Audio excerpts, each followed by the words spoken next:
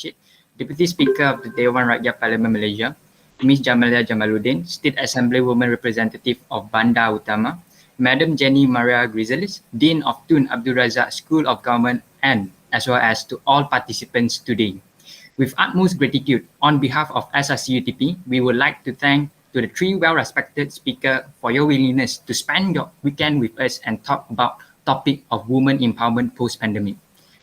As we all know, our country is moving into the endemic phase, which by the end of October, expecting 80% of our population being vaccinated. No doubt that this is a good news and a great milestone that we have achieved. However, we must never overlook or forget the impact that COVID-19 has caused to our country and its people. Our responsibility is no longer to just get vaccinated, stay home, wear masks, and stay healthy, but to look into the problems that have erupted during this pandemic. Example like our healthcare system, citizens of ours who fall under the poverty line, employability of Malaysian graduates, women empowerment, and many more others. As of today, we will be diving into the subject of women empowerment to understand more of the challenges that women are facing in this post-pandemic and how each of us could contribute to make our community a better place for all, regardless of race, creed, color, or gender. Only with unity, we can expect to build a strong community and country. To end my speech, I would like to once again, thanks to the three respected speakers, participants, and not to forget the collaborator of this event, SRC UNIRAZAK. Thank you very much. Thank you, Yap, for the lovely and motivating speech. Idlan? Thank you. Next, I humbly invite the President of UNIRAZAK Student Representative Council, Julius Allen, to give his speech. The floor is yours, Julius. Please welcome. Thank you so much, Itlan, Hakim, and Lisa, as the co-moderators and moderators for today's event. My name is Julius. I'm the president of SRC UNIRAZAK.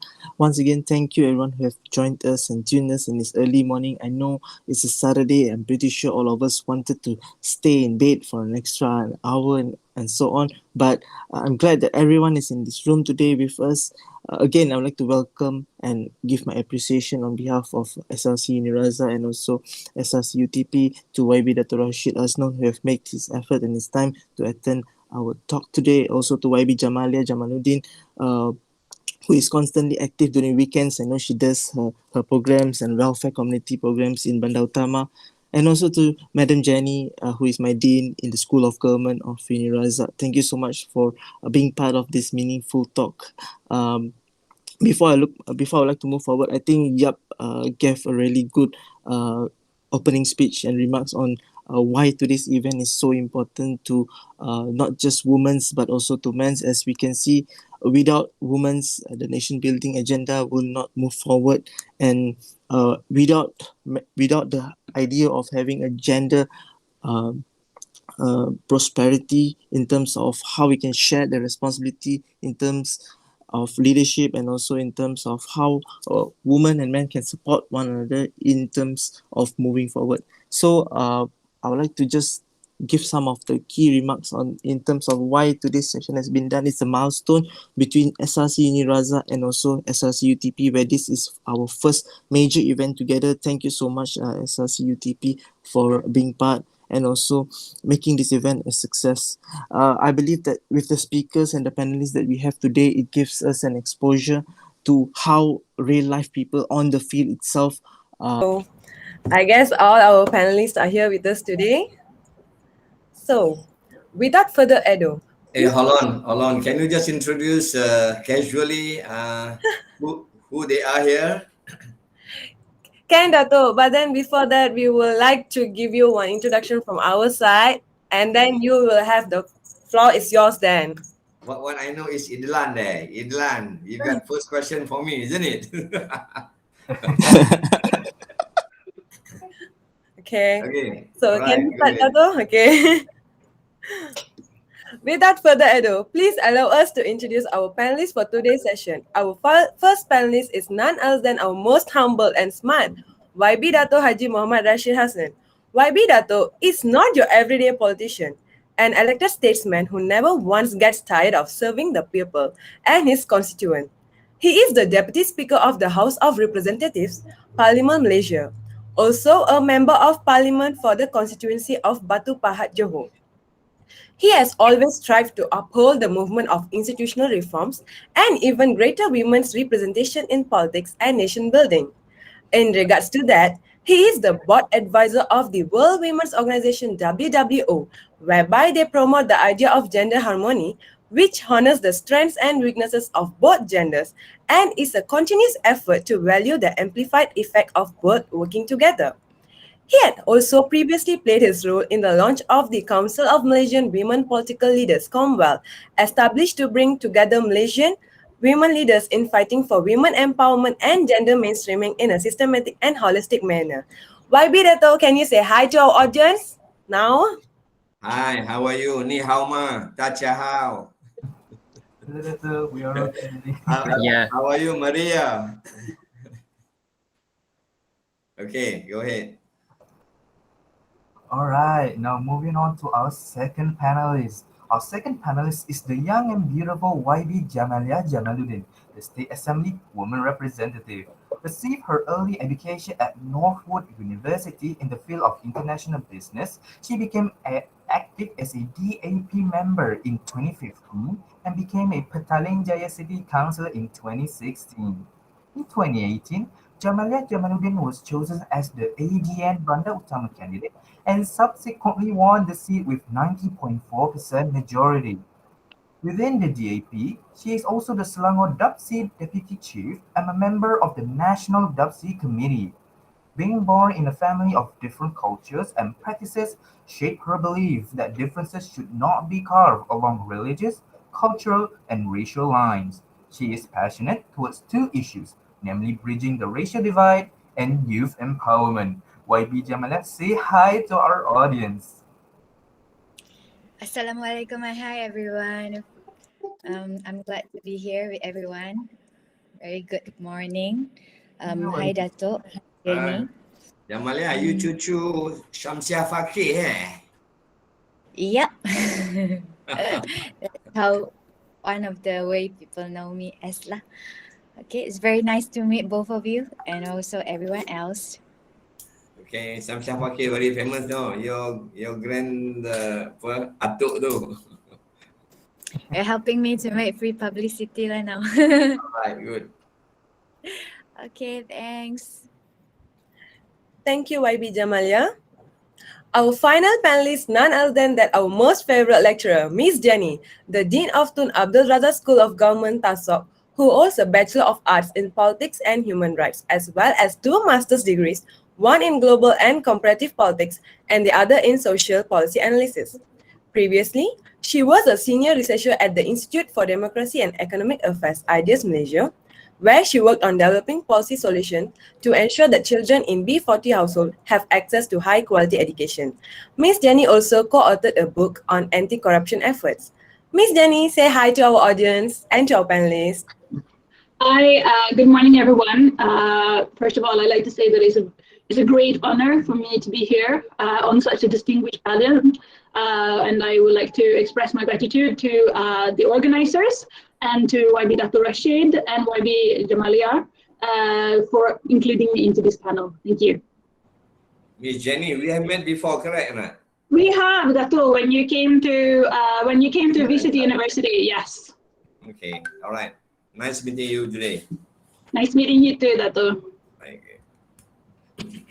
Thank you, Miss Jenny. And thank you, Dato. It is not easy to get this wonderful panelists with us today. Hopefully, all of us able to get insight and inspired from our panelists. Now we will begin our event of the forum session for women's empowerment post-pandemic. Now, without further ado, we will start with our Dato, dearest Dato Rashid. So here is the question, Dato. Dato, based on United Nations Women Report of 2020, it is stated that Asia-Pacific countries have less than 30% women holding ministerial position. From Dato experience as head of the Malaysian parliamentary delegation, does Malaysia ministerial position is dominated by male? If so, how can women politicians compete to hold high position in ministerial seats?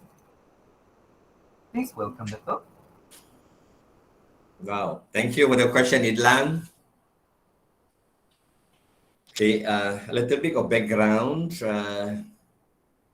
I started to participate in politics after almost 50 or 55 years in the later part of the Malaysian, the whole development of Malaysia.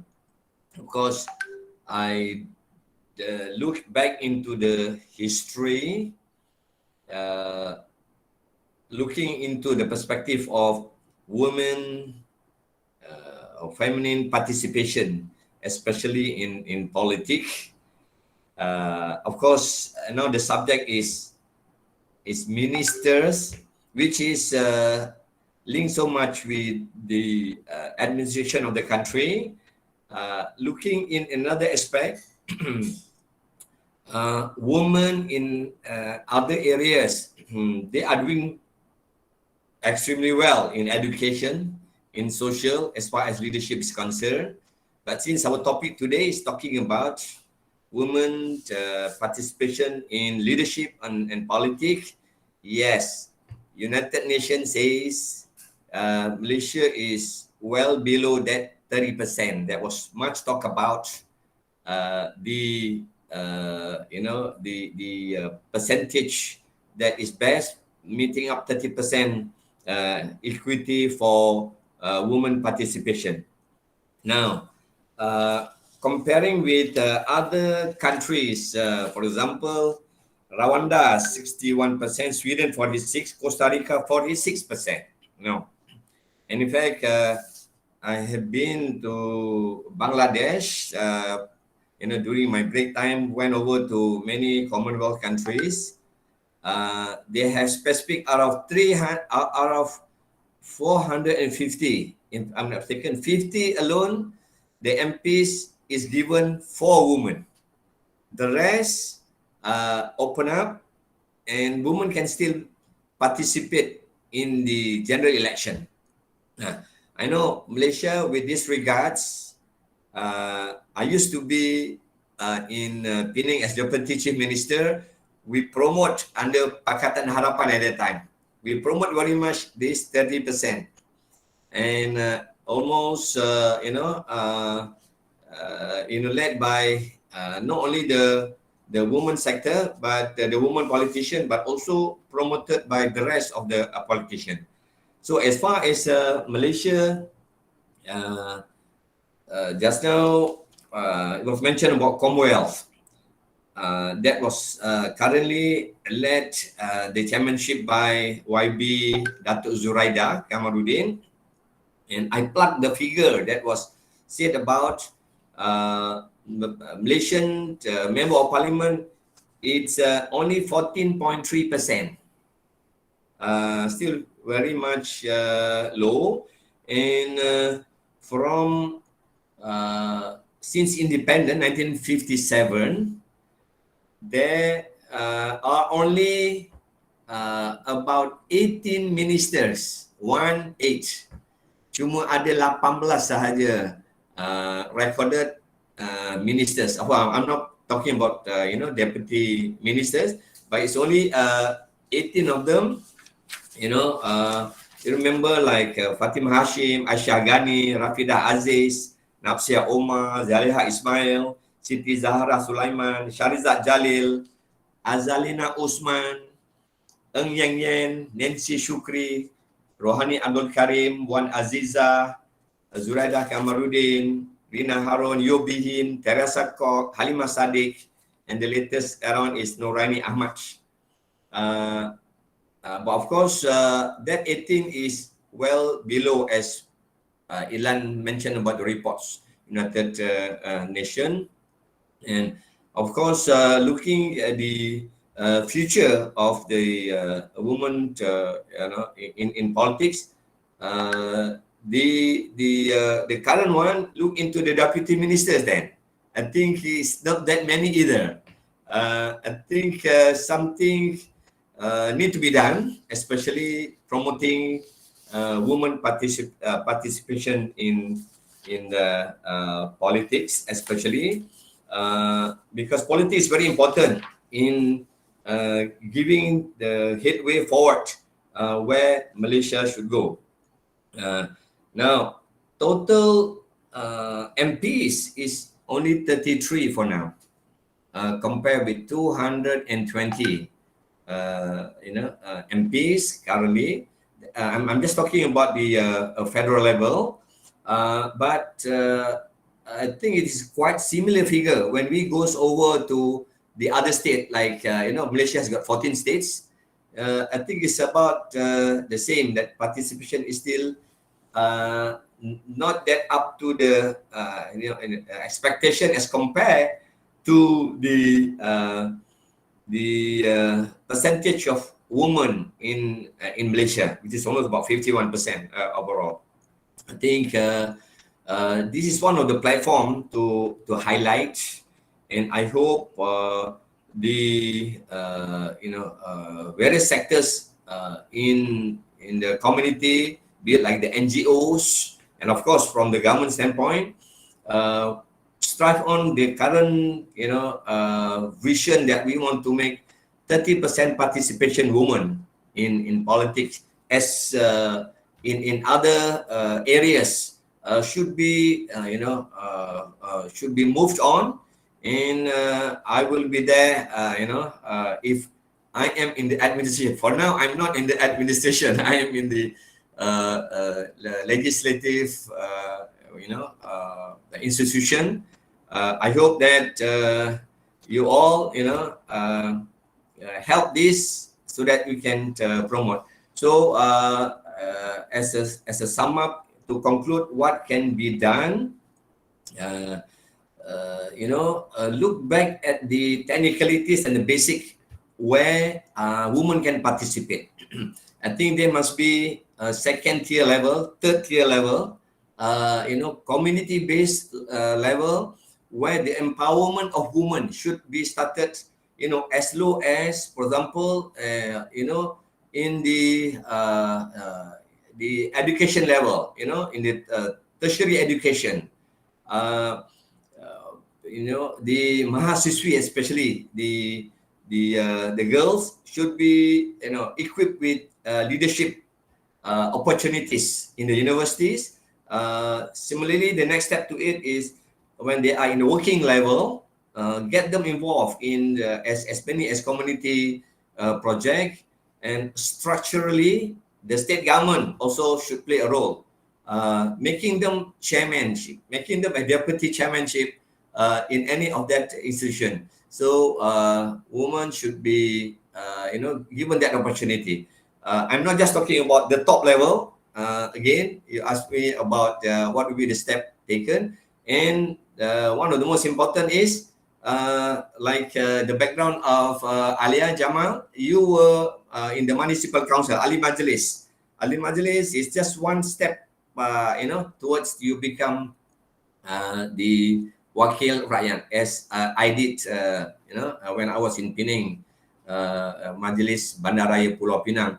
I think that every single opportunity in the community organizational level, must also be stressed that there must be 30% participation. I'm sure if women, ladies, you are very strong in education. You have the brain, you have the charisma, you have the knowledge. It's just give them the opportunity to be the leaders. I think our country also very proud of Datin Sri Wan Aziza to be the first deputy prime minister for our country. That's already a history for now. And remember, Indira Gandhi, if I ask a quiz for all of you, Indira Gandhi was the third prime minister of India, and it's a woman. And one of my favorite leaders when I studied quite some time in England, Margaret Thatcher, is an iron lady there. So I think there are many examples. Ladies, women in Malaysia should follow suit. Idlan, that's my point, Idlan. Terima kasih. Thank you. All right. I just wanted to acknowledge your point, Dato. So ED is confirmed that women in politics can be or can compete with men in becoming in taking minister position. The only the only thing that women needs to do is to start their leadership career on the charity level, just like what Dato mentioned, is it? Yep. So it is confirmed that we must make sure that all of our students, all our women students, to fully participate in any club activities to become the club leader or the project director of our event. So thank you, Dato, for your. I added just one more because based on my life example, Dato Maimunah Sharif, she was the leader in the municipal council Seberang Perai, and then we promote her. And then I was deputy chief minister Penang. Anyway, she became the Yang di-Pertua Majlis Bandar Pulau Pinang, and then when Prince Charles and Camilla came down over, I saw Jenny Maria smile. Prince came over to visit all the countries that used to be under Great Britain at one time, and our Prince Charles was very impressed with Dato Maimunah, and she was selected to become the chairman until now, the chairman of World Habitat. She stays in Nairobi for now. That's Maimunah Sharif. Study each of their character. I'm sure the rest of the ladies can emulate whatever the current leaders has been doing. Thank you, Ilan. All right, thank you, Dato, for your insightful answer. Now, I would like to give the floor to Laisa. Dato, since Dato gave us tips, some kind of advices like women should be participating in politics, that's the way. I have one question based on it. Do you think is it possible women in another few 5 to 10 years that women representative in political arena will increase compared to right now? Again, it's boiled back to the step by step that I mentioned earlier. Okay, let's look into when will be the general election, for example, PRU 15. Okay, now Malaysian structure is in such way that each of the party must nominate. Each of the party, they say about 15 or 16 now, they must nominate. Talking about the MPs, they must somehow, I think, as NGOs, for example, you can circulate, your memo to each of the political party. Hey, look, each party, please don't forget women as the candidates in your next general election. Same thing with the states. Go to each party. I think no harm, collaboration. Send a letter to each of the president of each of the party, and then maybe sign up by any of the women political leaders. Promote that 30%. Your candidate should, comes from the woman. And of course, you can also work it on proactively. From this party, you can meet them, make appointment. See, for example, see Anwar Ibrahim, see Zaid Amidi, go and see Tasimuddin Yassin. Can I have a look? Who are your women candidates? Or meet Lim Guan Eng. Or Chong Eng. All these names are very familiar to me. So go and meet them. Siapa dia candidate wanita should get for now maybe 14% as I mentioned, get more. And when you get the names, you can volunteer to university institution like UNIRAZAK, UTP, put them aside and give them the training, and what are the etiquette, what are the traits to become YB. If you don't do that, you will get that result up there. I'm very sure of that. Thank you, Dato. All right. And I think I am agreeing with you, and also students who are here. I think this is one of the advices we get, and then maybe we can make it realistic. we always often, hearing, oh, we can't enter politics. I think I can't be YB. It's like we always set that kind of standard in our mind. But I think today YB Dato had break that stereotype in our mindset. And then, it's like we can try, we can do this. Hmm. So, One more from those who participate. There are about 45 of you, I guess, today. Ask them to send, a side note in this. Whoever is interested, especially the girls.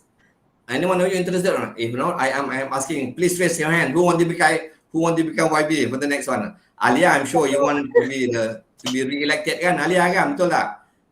And siapa lagi? Hanisa. Can you raise your hand or not? You want to become YB or not? Siti Nur Alia, angkat tangan. 1, 2, 3. Okay, the rest. There is a side mail on this, a chat. And then you pick up from there. If those who are interested, knowing, you are motivated today to become a YB. And I can just a little bit more, becoming YB Alia. There are perks and benefit apart from the challenges. Yes. Siapa jadi YB ni boleh dapat pension dah juga. Yes. If I want to inform you, take home salary for MPs, for example. Do you want to know that? well, we know today being YB can get pension. Yeah, betul. So this is some of the things that can motivate you ladies. It's just like you want to become the public sector, working public sector, private sector. I know the challenges is huge, but at the same time, it's worth exploring. And more importantly, is you lead women all the way to help this country, equal participation among the women. Terima kasih. Once again, thank you, YB Dato. Since we are dealing with this pandemic and soon to be endemic, so Miss Jenny, what do you think affects the women's empowerment during this pandemic? Thank you so much, Lisa, and thank you so much, Dato, for your previous answer. But I think in order to talk about empowerment during the pandemic, we actually have to leave the question of representation a little bit, because the issue of representation here at the moment is not really what makes or breaks women's empowerment during the pandemic.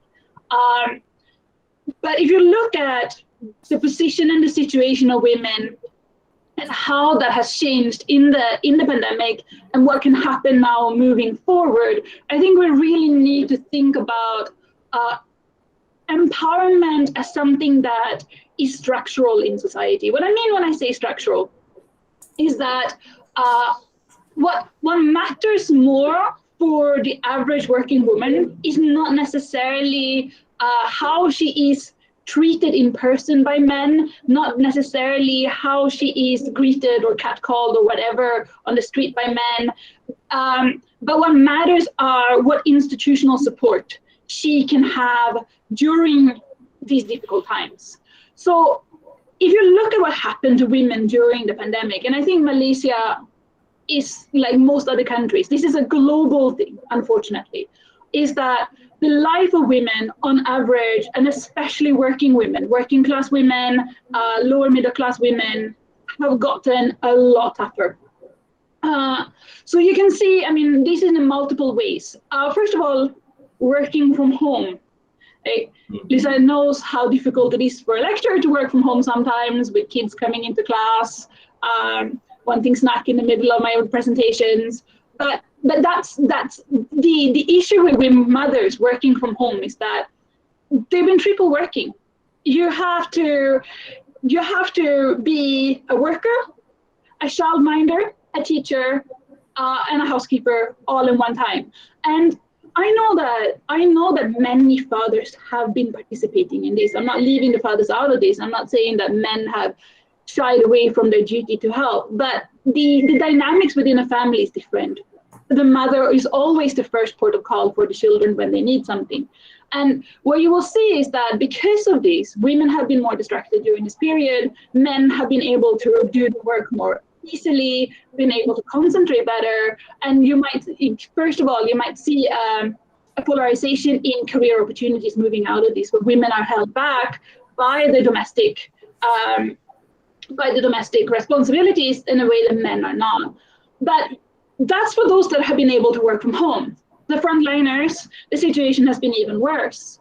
You will see many childcare centers closing, and you've been having women, mothers, put in an absolute horrific situation. You see some have resorted to leaving their children for months in kampongs with family members, with relatives. Others have left their jobs because at the end of the day, there was no other opportunity. So again, these labor market issues have really affected women and their ability to look after themselves, their ability to earn throughout this. And you can see then that there's been issues of downward social mobility, meaning that a lot of women, and especially female-headed households, so with single mothers, or where the woman, the mother in the family is the main breadwinner, these households have been particularly impacted by the pandemic, meaning that the incomes have been reduced, they have faced additional hardships. And this leads me to another point where you see the biggest structural changes on the labor market has been the rise of gig work. So people that lost their ordinary jobs, people that lost monthly salaried jobs, have entered into the gig economy where you're paid per task that you do. And this is the income from gig work, while it can actually be quite substantial, is insecure. It depends on your day-to-day intake. If you have a good day, you earn a lot. If you have a bad day, you don't earn. And for single people, that might be fine. But especially for mothers, and again, single mothers, this is almost an impossibility because the bills are the same every month. And they need predictability. They need to be able to know and project how much they're going to be earning from one month to the other. So this moving from a stable income to a gig income can actually be a huge impact, again, on a woman's ability to control the situation in her life. And that will lead me to another issue that we've seen with regards to women during this pandemic, and that is the kind of unseen epidemic of domestic abuse. During this epidemic, what we have seen is, and again, globally, Malaysia is not an outlier in this. This is something that we have observed in every single country, especially countries that have had prolonged lockdowns. Women, a dramatic increase in domestic abuse cases. And again, if you think about empowerment as a woman's ability to control her life, to take charge of her life, then being in an abusive situation, especially during a pandemic, is completely disempowering. And again, you can think about this as an interpersonal issue. She is in a bad relationship. She's in a relationship with a bad man. But actually, if you broaden this concept a little bit, it's a structural issue again, because women become disempowered when they cannot leave a bad situation. So the way that the lockdowns have disempowered women in abusive relationships is that they've not been able to leave. You've not been able to run away to a relative. And in this, you need to look at how society can help women who are in these situations. Are there access to safe houses and shelters? Are there access to, again, strong protections so that leaving an abusive husband doesn't mean financial ruin? All of these things have become much more difficult during the pandemic. So as I said, it's during this critical time of the pandemic, it has been less about leadership. It's been less about what we can do top down for empowering women. But what we see here is how structures within society, the fabric of society, has been stretched to its limit, and that has affected men and women. It has affected everyone, but it has affected some people more than others, and single mothers especially. Women who live in a very precarious situation are those that have been the most affected during this epidemic, those that have been most severely hit by the COVID-19. So overall, the COVID-19 has really highlighted structural issues within many societies where women, the make or break issues in women empowerment. Thank you, Miss Jenny. It is true as what Miss Jenny said. Before we go into this pandemic scope, we have to go the broad terms of women empowerment. And then it is true that not everyone like respecting a woman as how they're supposed to respect. And also, especially, coming to working environment, all kind of environments, women at times doesn't treat it as how they have to treat it. And they doesn't get the opportunity as what they have to get opportunity. And then when it comes to this, unfortunately pandemic like this, women again have to go through a hardship. But then one thing I will say based on the experience as what I've seen this whole year, and also at what Miss Jenny said, that women are capable to do anything they can. I have seen many women, like even like my own friends, when their job have to be, they have to fire due to this pandemic, and then their income is like lost. They didn't hesitate to do another job, like Food Panda, Grab Food. They're willing to do anything. All those are like literally have a risk and impact, but then they have to strive for it. They need income. They need to support their family, so they're able to go out, and then they're able to see this kind of risk. As long they're able to afford to give something to their family and something to themselves. So that is like one of the inspiring, talk from you, Miss Jenny. Anything to add on, your YB Dato or YB Jamaliah?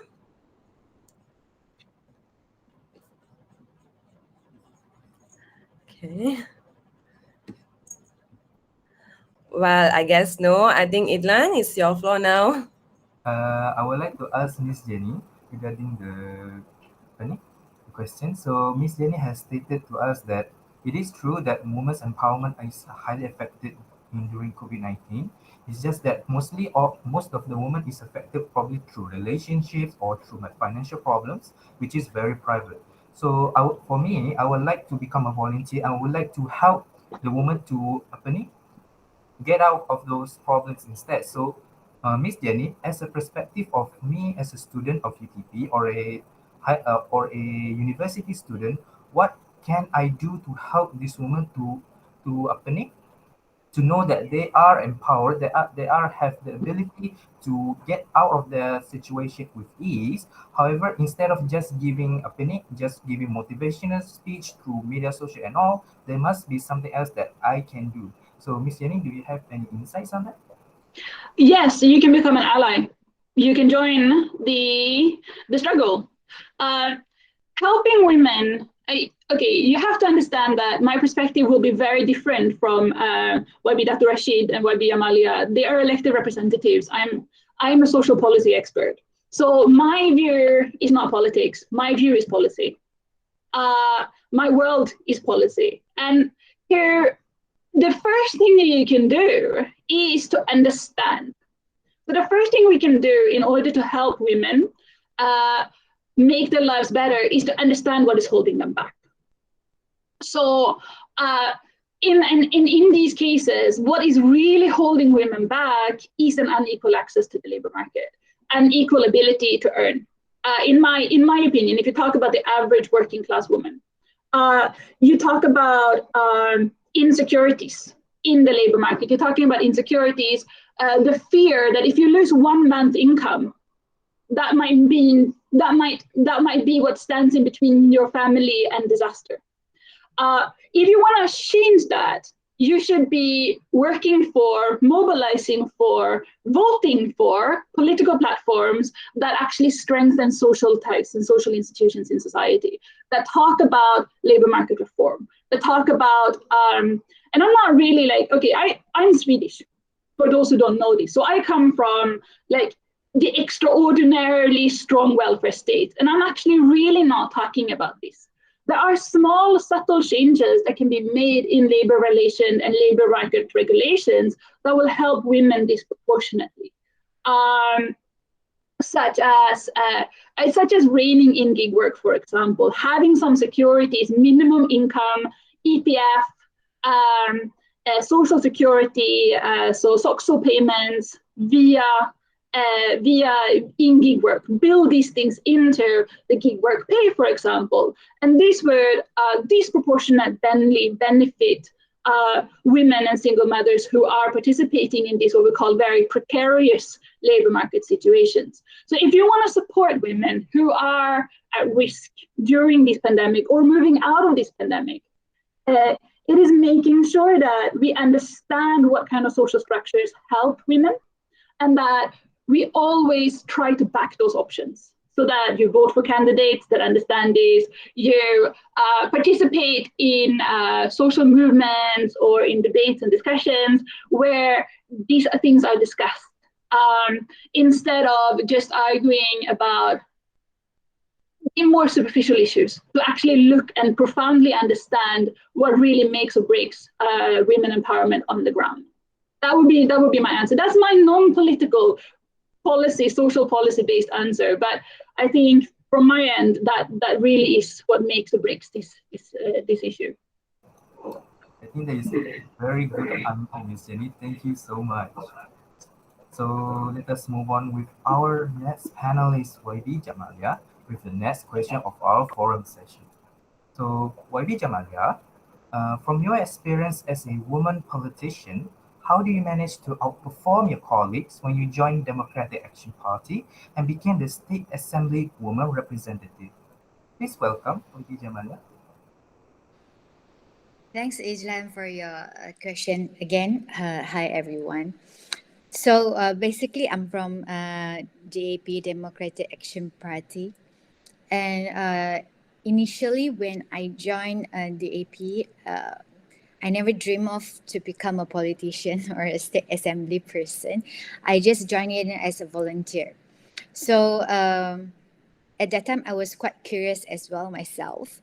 And actually, to be honest, I don't even know that am I a confirmed candidate or not until the morning of that day that they announced that I'm a candidate. Yeah. So, but there were hints, but I was doubting it because personally, I'm not a very competitive person. So I'm kind of introvert if you actually knows me in real life. And I do believe that many of my colleagues were smarter than me. And sometimes I feel that they are actually quite outstanding. So I admire them a lot. I'm those type of person who enjoy staying behind the scene. I don't like spotlight. I don't enjoy it at all. And I used to avoid this kind of forums or, discussion. Although I've got my opinions, but I am just not comfortable. But looking back, and when I had my conversations with, my leader, superior, or mentor, I realized that sometimes for them, it's not only important to look at the mainstream qualities, because we always talk about education background, how smart you are, how capable you are. But in reality, in real life, leaders also look at, your attitude and personality, or, the way that you are facing your tasks and responsibilities. Probably they didn't tell you, but they really will look into it, especially if they are choosing a protege or, they're choosing someone to hold, to be in the leadership line. So it's quite an important lesson in my life that probably some of you are already aware, but a lot still cannot see it through, that it's very important to be sincere and not calculative when you're handling your task.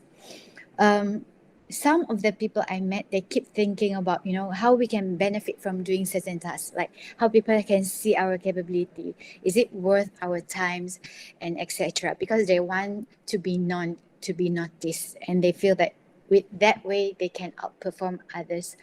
But for me at that time, I try to do everything with a sincere heart.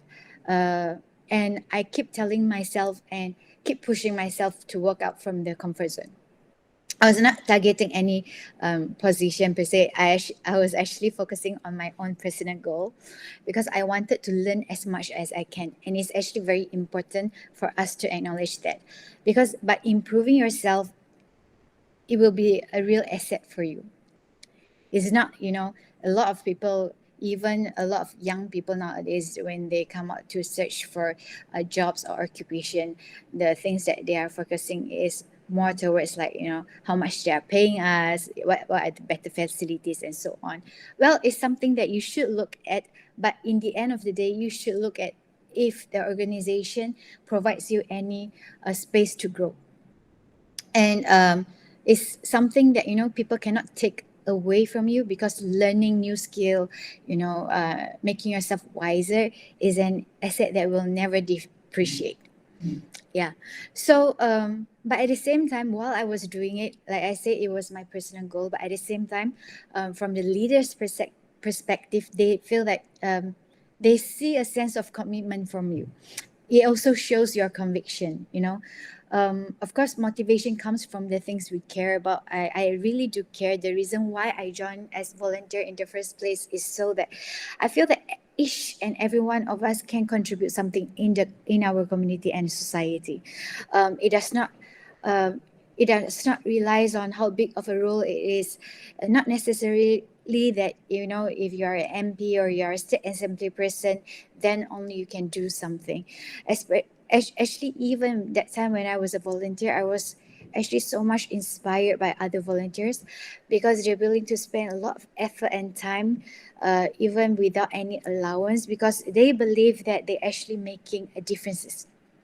So for me at that time, I enjoy this kind of motivation, positive vibes. So I actually volunteer quite a lot of time, but I didn't know that for leader, that also it shows conviction. It shows that you are very sincere in performing, or doing all the tasks and responsibilities, because you really want to bring changes. So I wouldn't say that I outperform my colleagues in terms of I'm the best among my colleagues, because there isn't any, what you call it, exam. Who is the best candidate? You will not take a test like you're in a university or in college to show the level of smartness you are, because that kind of thing is very subjective.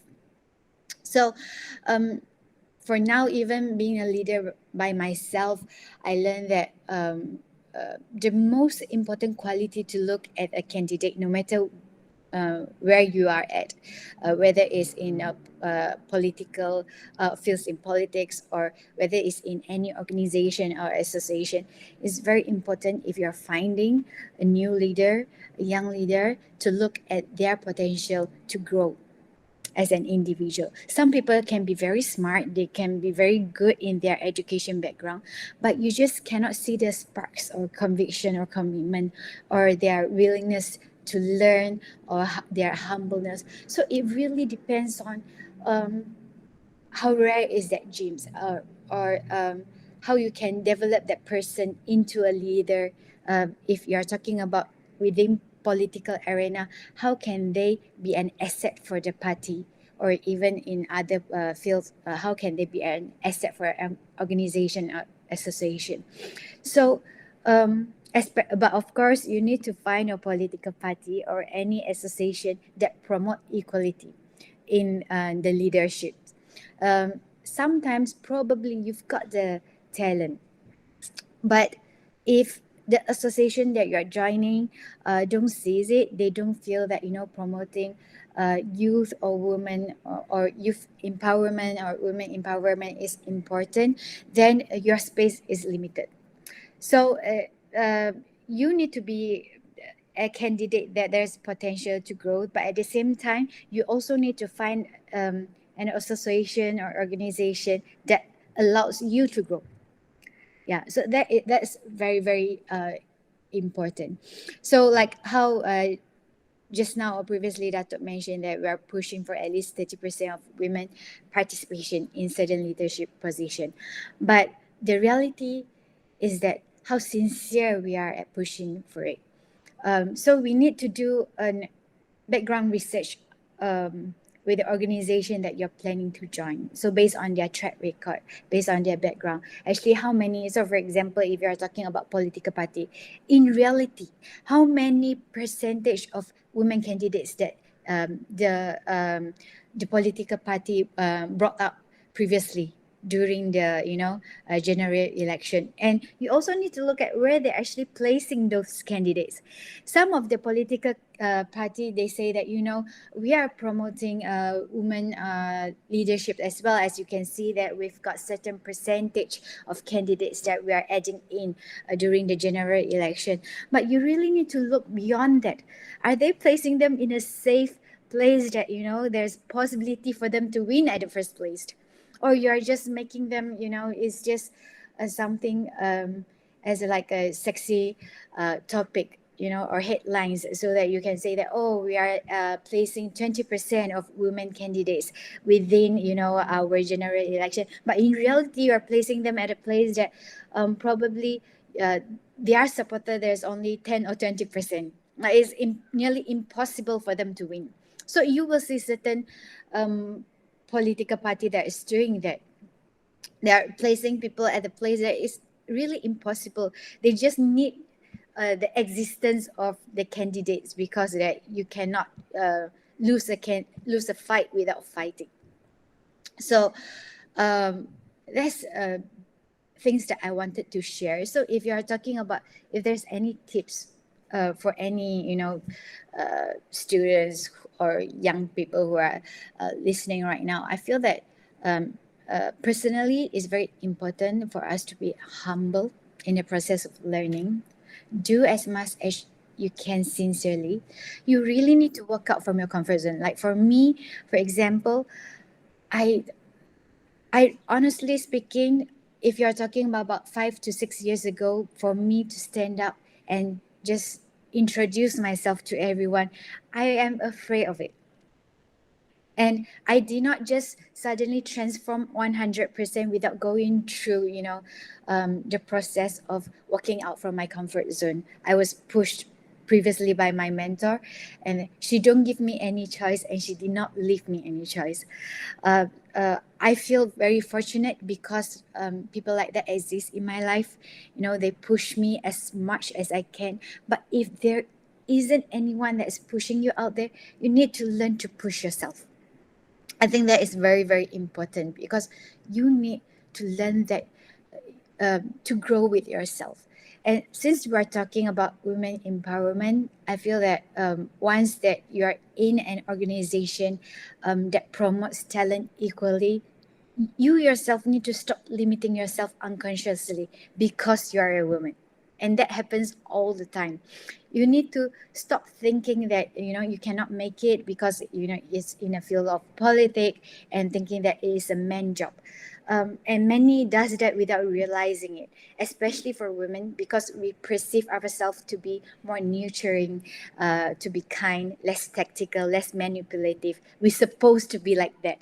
That is what we unconsciously feel. That's why we always perceive that in politics it's not actually suitable for women because of the nature of the position that we are taking. But we need to stop thinking that way. So for example, just now Miss Jenny mentioned that she's focusing more in policies instead of politics, because she's not a politician. So I do agree, policy is very, very important, but at the end of the day it's still related to politics.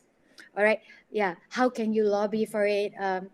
Who should you lobby for it? We cannot just leave this for the men to decide because we feel that it's a different character or personality compared to women, and it's not suitable with our nature. I feel very, very lucky that my family member never makes me feel I'm any difference between male and female. So they encourage me since that I'm very young. So I don't feel that differences. But walking in the society, I feel that many of my colleagues, sometimes my staff, sometimes just people around me, they limit themselves because they are women. So we should stop doing that, because that really limits our potential. It limits who we actually can be or what we can achieve, and at the end of the day, it limits others in a bigger scale as well, because then women will feel that we're not supposed to do this, because as you can notice, there's a small percentage of women that's involved in this kind of field, so it's not something that's suitable for us. So if we really want to make change, we need to be a change at the end of the day. So that's all I want to say for now. Thank you. Thank you, YB Jamalia. And I really want to acknowledge that point, a fact that she said that no matter what background we have, but attitude matters. As what my teacher used to say during school time, adab tu penting. That's why in Miss Jenny is adab in English is attitude. So that's what my teacher used to tell me. No matter how, whether you graduate from Oxford universities or Harvard, you hold like 2 PhDs, but end of the day, there's no attitude. As in the term is in Malay, kalau tak ada adab, ke laut lah semua.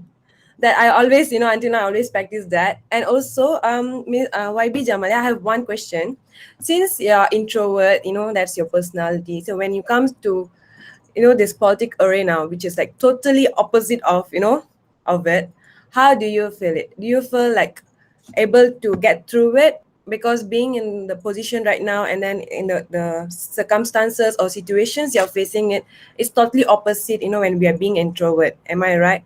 So does it really encourage and boost your confidence level to engage more? Anything about it? Can you share with us, to the audience? I'm just going to share a very short story or my experience. So actually, I was the special assistant for YB Yobiin.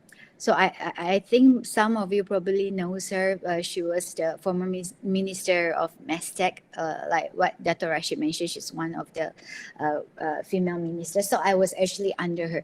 I was very introvert, and I can say that she's kind of like my mentor, because I work under her, so I learned a lot from her.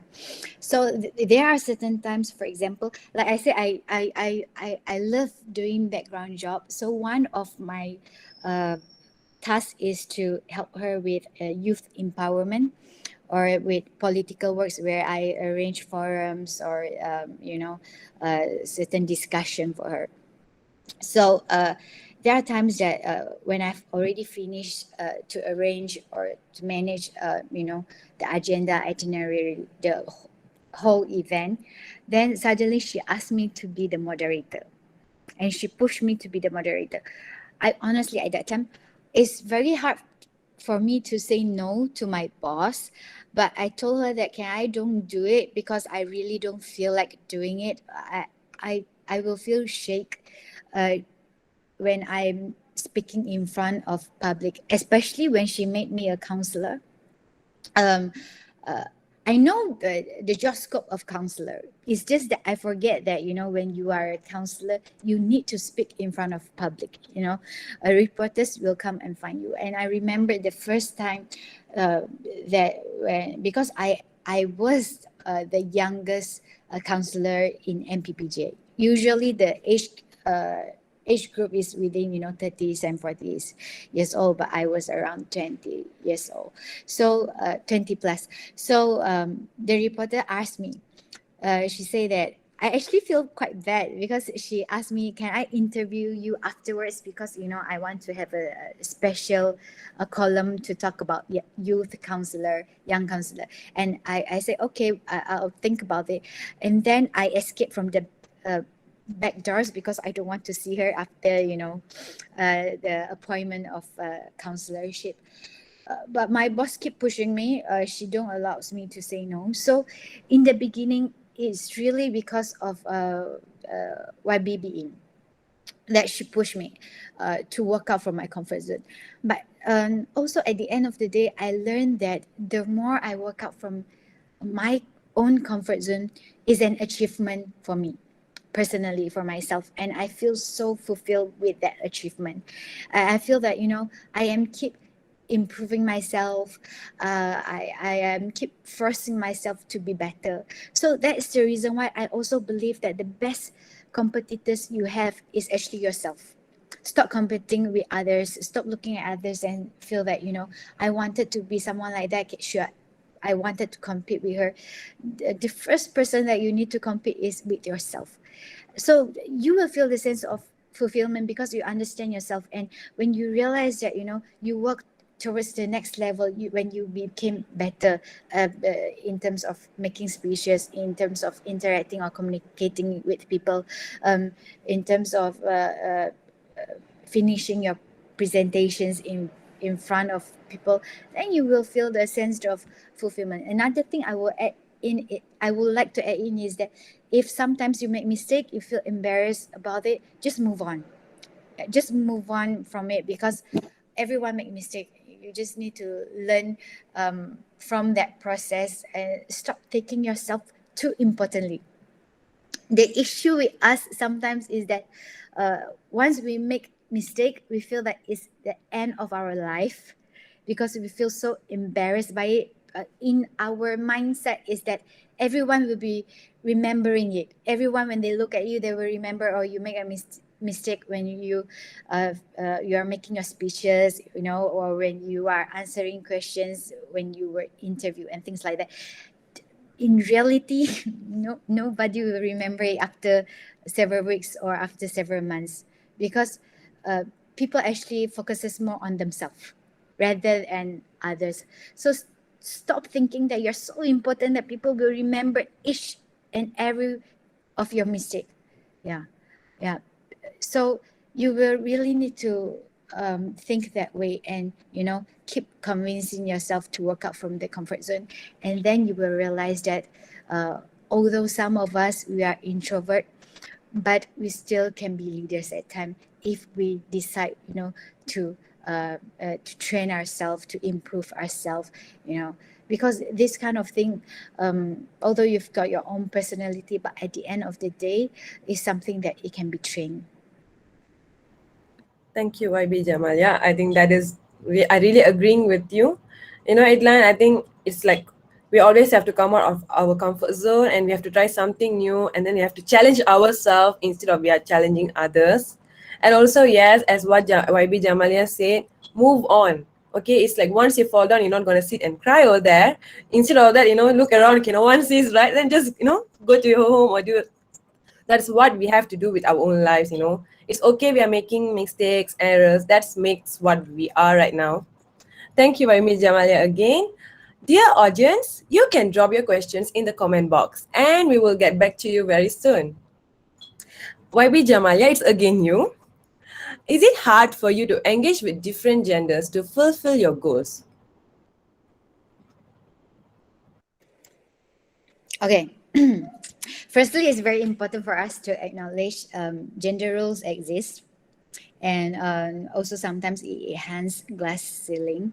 We are all influenced by social conventions, peer pressures, and familiar expectations.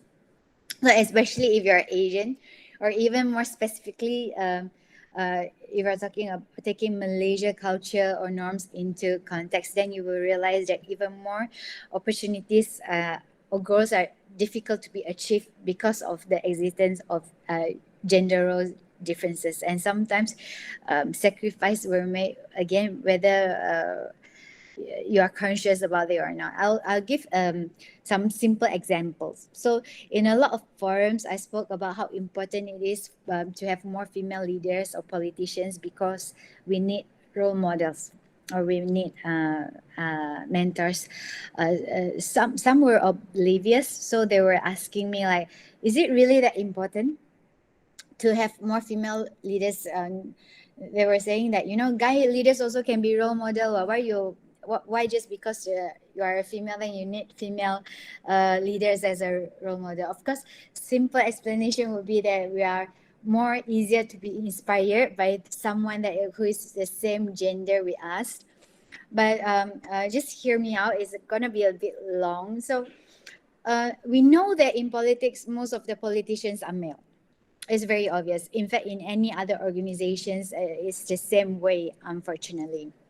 So like how Dr. Rashid mentioned just now, that up until now there's only 33 female MPs, or he mentioned just now around 14% within the entire Dewan Rakyat, and also there's only 18% of the 43 highest position in the government, such as Secretary General and ministries or directors in the country held by women. This I've actually, found it through the articles online.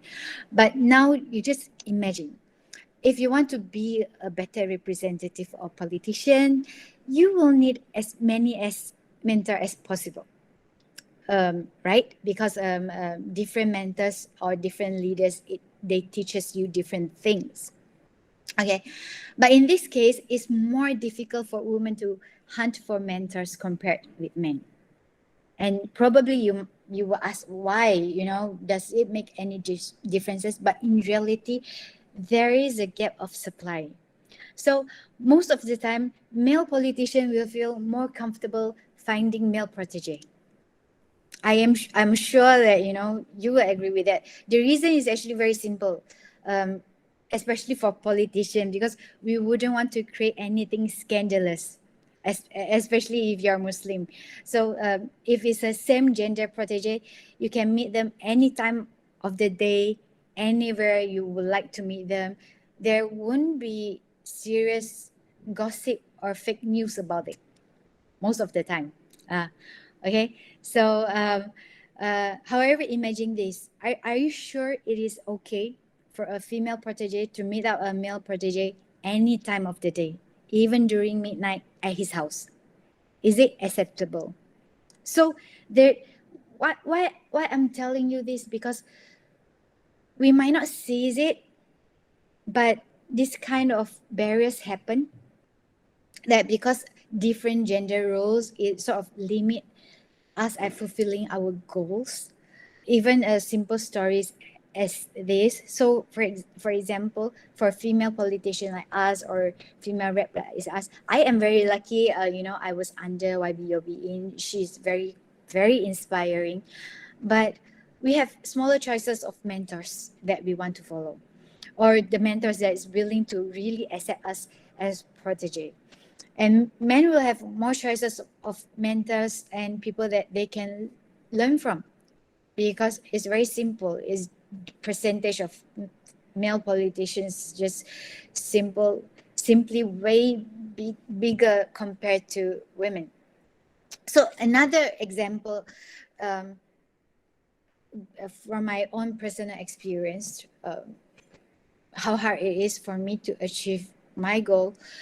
Women are always expected to put family first instead of your careers. I believe that actually not only in Malaysia or Asian countries, sometimes in Western countries as well. Although it's not as that serious as, in Asia.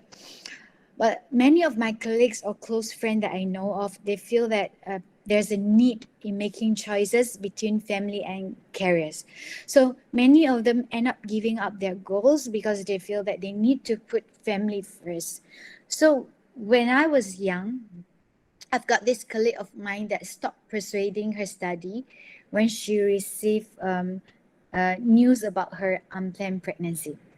So initially she had discussion before her marriage. She had discussion about her future with her future husband, that no matter what, she wanted to finish her degree, and the husband agreed. But in the end, when reality kicks in, although promises were made, the husband said that he never foresee all these issues, and he realized that the family cannot afford to allow her to continue her study. So this kind of stories alert me. Sometimes I would think that if it happened to me and my husband don't keep up with his promises, what am I supposed to do? Am I really willing to go until the level that I'm gonna divorce with him because he don't allow me to continue my study? So in an utopia world, this won't happen, because women will have enough support from their partner. Everything will be equal. We will be receiving more flexible working hours, childcare program, good childcare programs, policies, and so on. But in reality, we are at our disadvantage because of the gender roles. Because society expect us again to be more nurturing. That family business is women business, and we're expected to put family first. So, like I mentioned just now, one of my goal is actually to create more female protege.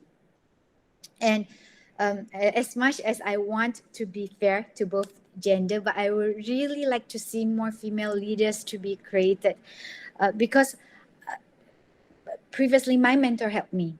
So when I become what people say I'm one of the youth leaders, it is also, I feel my responsibility to the society to create more female leaders. But I do realize that a lot of times when I see there's a potential with a female, she might be my intern. She might be, my volunteer, my staff, or someone I knew. But a lot of them are unwilling to dream big, especially when we're talking about politics. Getting involved with politics sounds harsh for them. So they start questioning, what if it's not stable? What if it prevents them from having normal family in the future, especially after they've married? They are Prince Charming, and a lot of them actually prefer more stable or less risky just go, because getting involved in politics definitely not in the list. Is definitely not something that they will perceive as stable. They're not sure whether they will be arrested or not, be involved in court cases or not, etc. And this really saddens me because I really see potential. Female leaders, their kindness, their great communication skill, their willingness to listen, the effort they're willing to put in for others. And we lost it. We lost it because of gender roles and society perceptions. So we need to acknowledge there is hardship and difficulty when we are interacting with other genders, when we want to fulfill our goals, just because there were gender differences and the glass ceiling does exist. It might be not so obvious. That's why it is called glass ceiling. But it is up to us if we want to make changes or differences. So Thank you, Jamalia. Sure, yeah. That's so inspiring a lot. Thank you a lot for us to sharing with us. So Dato, since Dato have another event, this is the questions for Dato. I think it's my turn to ask you, Dato. Since you are the board advisor for World Women Organization WWO, in your experience in politics arena, do you ever experience gender inequality female politicians? If so, as the board advisor for World Women Organization WWO, how do you promote gender harmony, Dato? Thank you for that question. I shall call you Palani, am I right? Lisa. Lisa, okay, Lisa.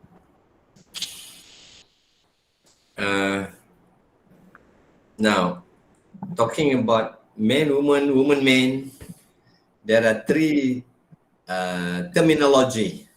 Jenny, Alia, three terminology. You know what they are? Number one is gender equality. Number two, gender inequality. Number three, gender harmony. Not many will tend to agree, but based on my analysis on how we can run these state and countries, we always talk about each of the especially the female, equally male,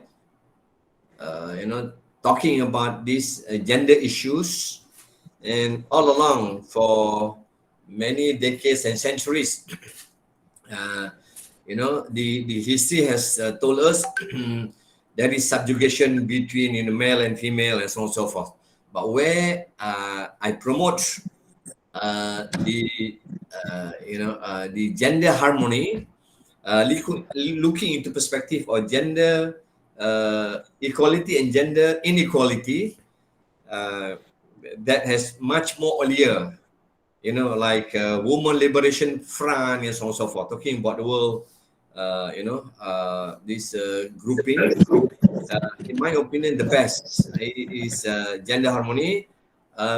Being a Muslim myself, created by God anyway, every one of us, I always quote one of the surah in the Holy Quran, Surah Al-Hujurat, verses 13, where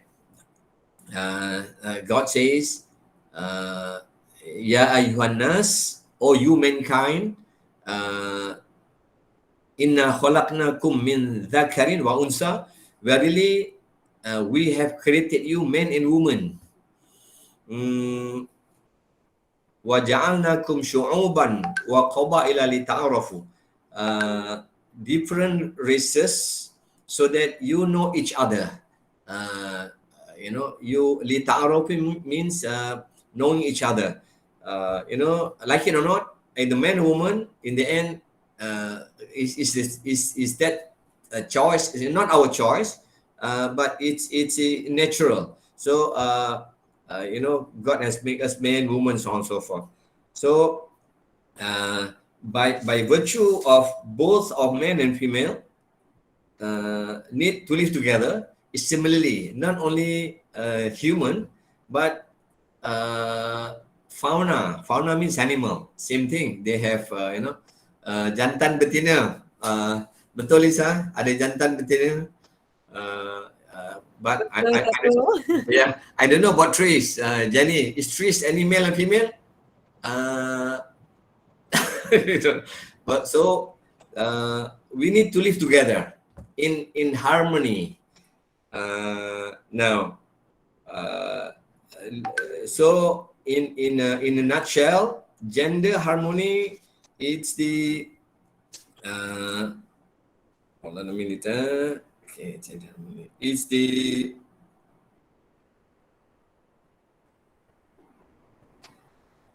it is when the masculine and the feminine work together with each other's strength. Each one has, each gender has got their strength, and to see the values from each side, sum of all parts. I use the word sum of all parts, meaning that is the summation of all the strengths between both genders. For example, men, masculine, they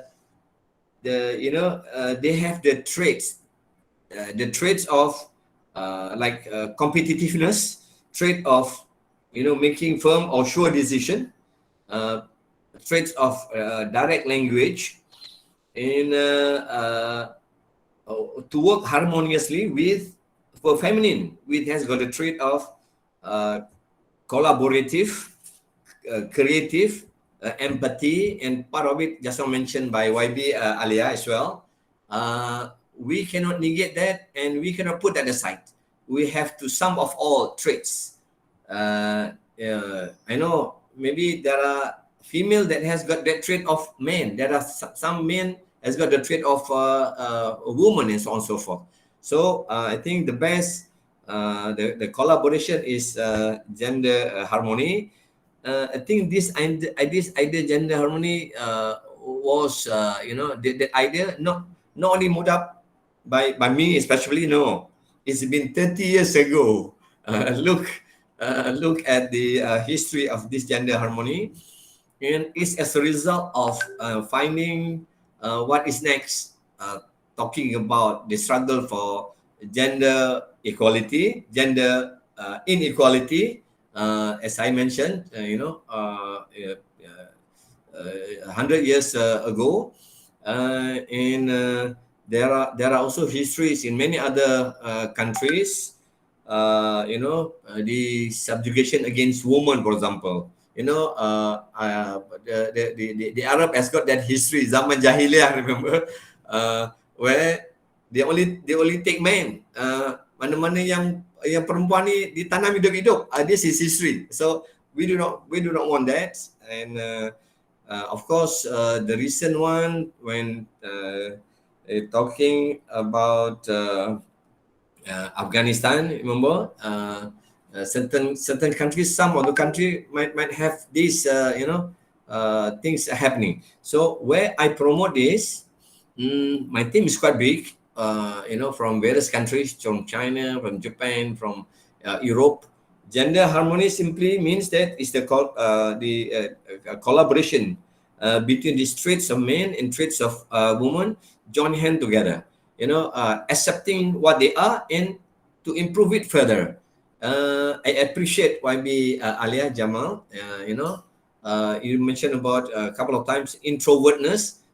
Yes, but by virtue that for Malaysia, I appreciate what you behind has got this apprenticeship among especially the girls, the mahasiswi especially. There is a lack of that leadership. So under the gender harmony, a man who is there sitting, more percentage for now, should be more open up and give opportunity to the ladies. Because I'm sure Alia Jamal, if we were to ask you, what makes you menang berapa 98% tadi? In your the last PRU is probably 51% or 52% of your voters are women. That's where the need of each other to help up, especially in the leadership of politics. By promoting gender harmony, that doesn't mean that you are promoting each of the gender. No, whereas we move on in equal manner, knowing the strength. Of course, I haven't said the weaknesses yet. Yes, weaknesses is there. Every one of us has got weaknesses, but we have to improve that through both gender harmony. So I know my group is promoting this to be under United Nations Convention. Papers have been prepared. UN for now, I think have not recognized this gender harmony as yet. But one of my members come from China. He used to work with Ban Ki-moon, and most of them are from that circles. Wanted to bring this gender harmony. More importantly, is to bring the whole world into this particular concept. While, in my opinion, maintaining whatever who want to struggle for gender equality, inequality, yes, they are still there.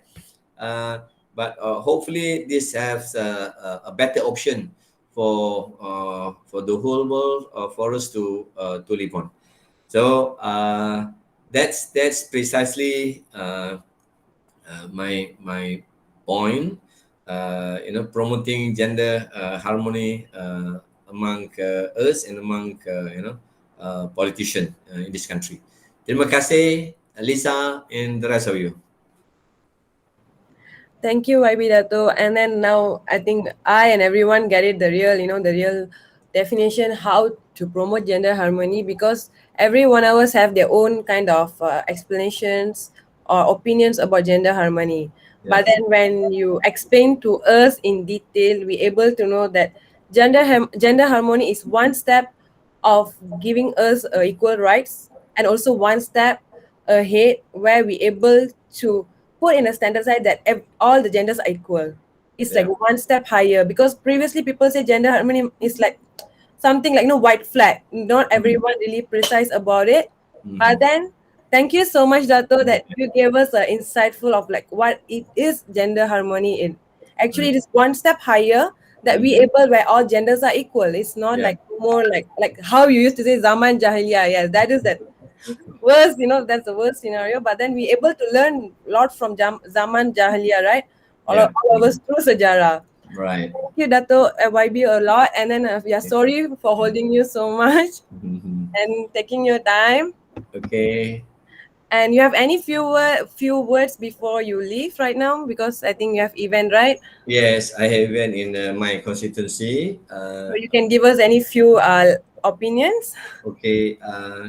work, in my opinion, is, after having heard of, discussion, especially from the panel members, Jenny, topics about empowerment during this pandemic. I think the woman has, or ladies has got, exception in, especially in education, knowledges. For the past 2 years, based on my own experience, my wife is a teacher. I have 5 kids. 4 of them are girls, only one boy. And my lady is a lawyer, 2 doctors, one this with the security commissions on the financial matters. Also, my daughter-in-laws, they are all, some of them are engineers. Knowing the ladies especially very strong in education. Talking about within the 2 years pandemic, most of the panel, when asked in Berita RTM Bernama, I find out that most of the experts, pakar-pakar ni, most of them are actually ladies. I think give a clap to all the ladies lah ni. Alright, terima kasih. For example, Dr. Alia Amaran, Safia Amaran from Terengganu, specialist about this COVID. In fact, talking about law matters, the law expert also wanita, Dr. Jamilah from Mercy. Also, there's all work on improve the knowledge, especially the mothers.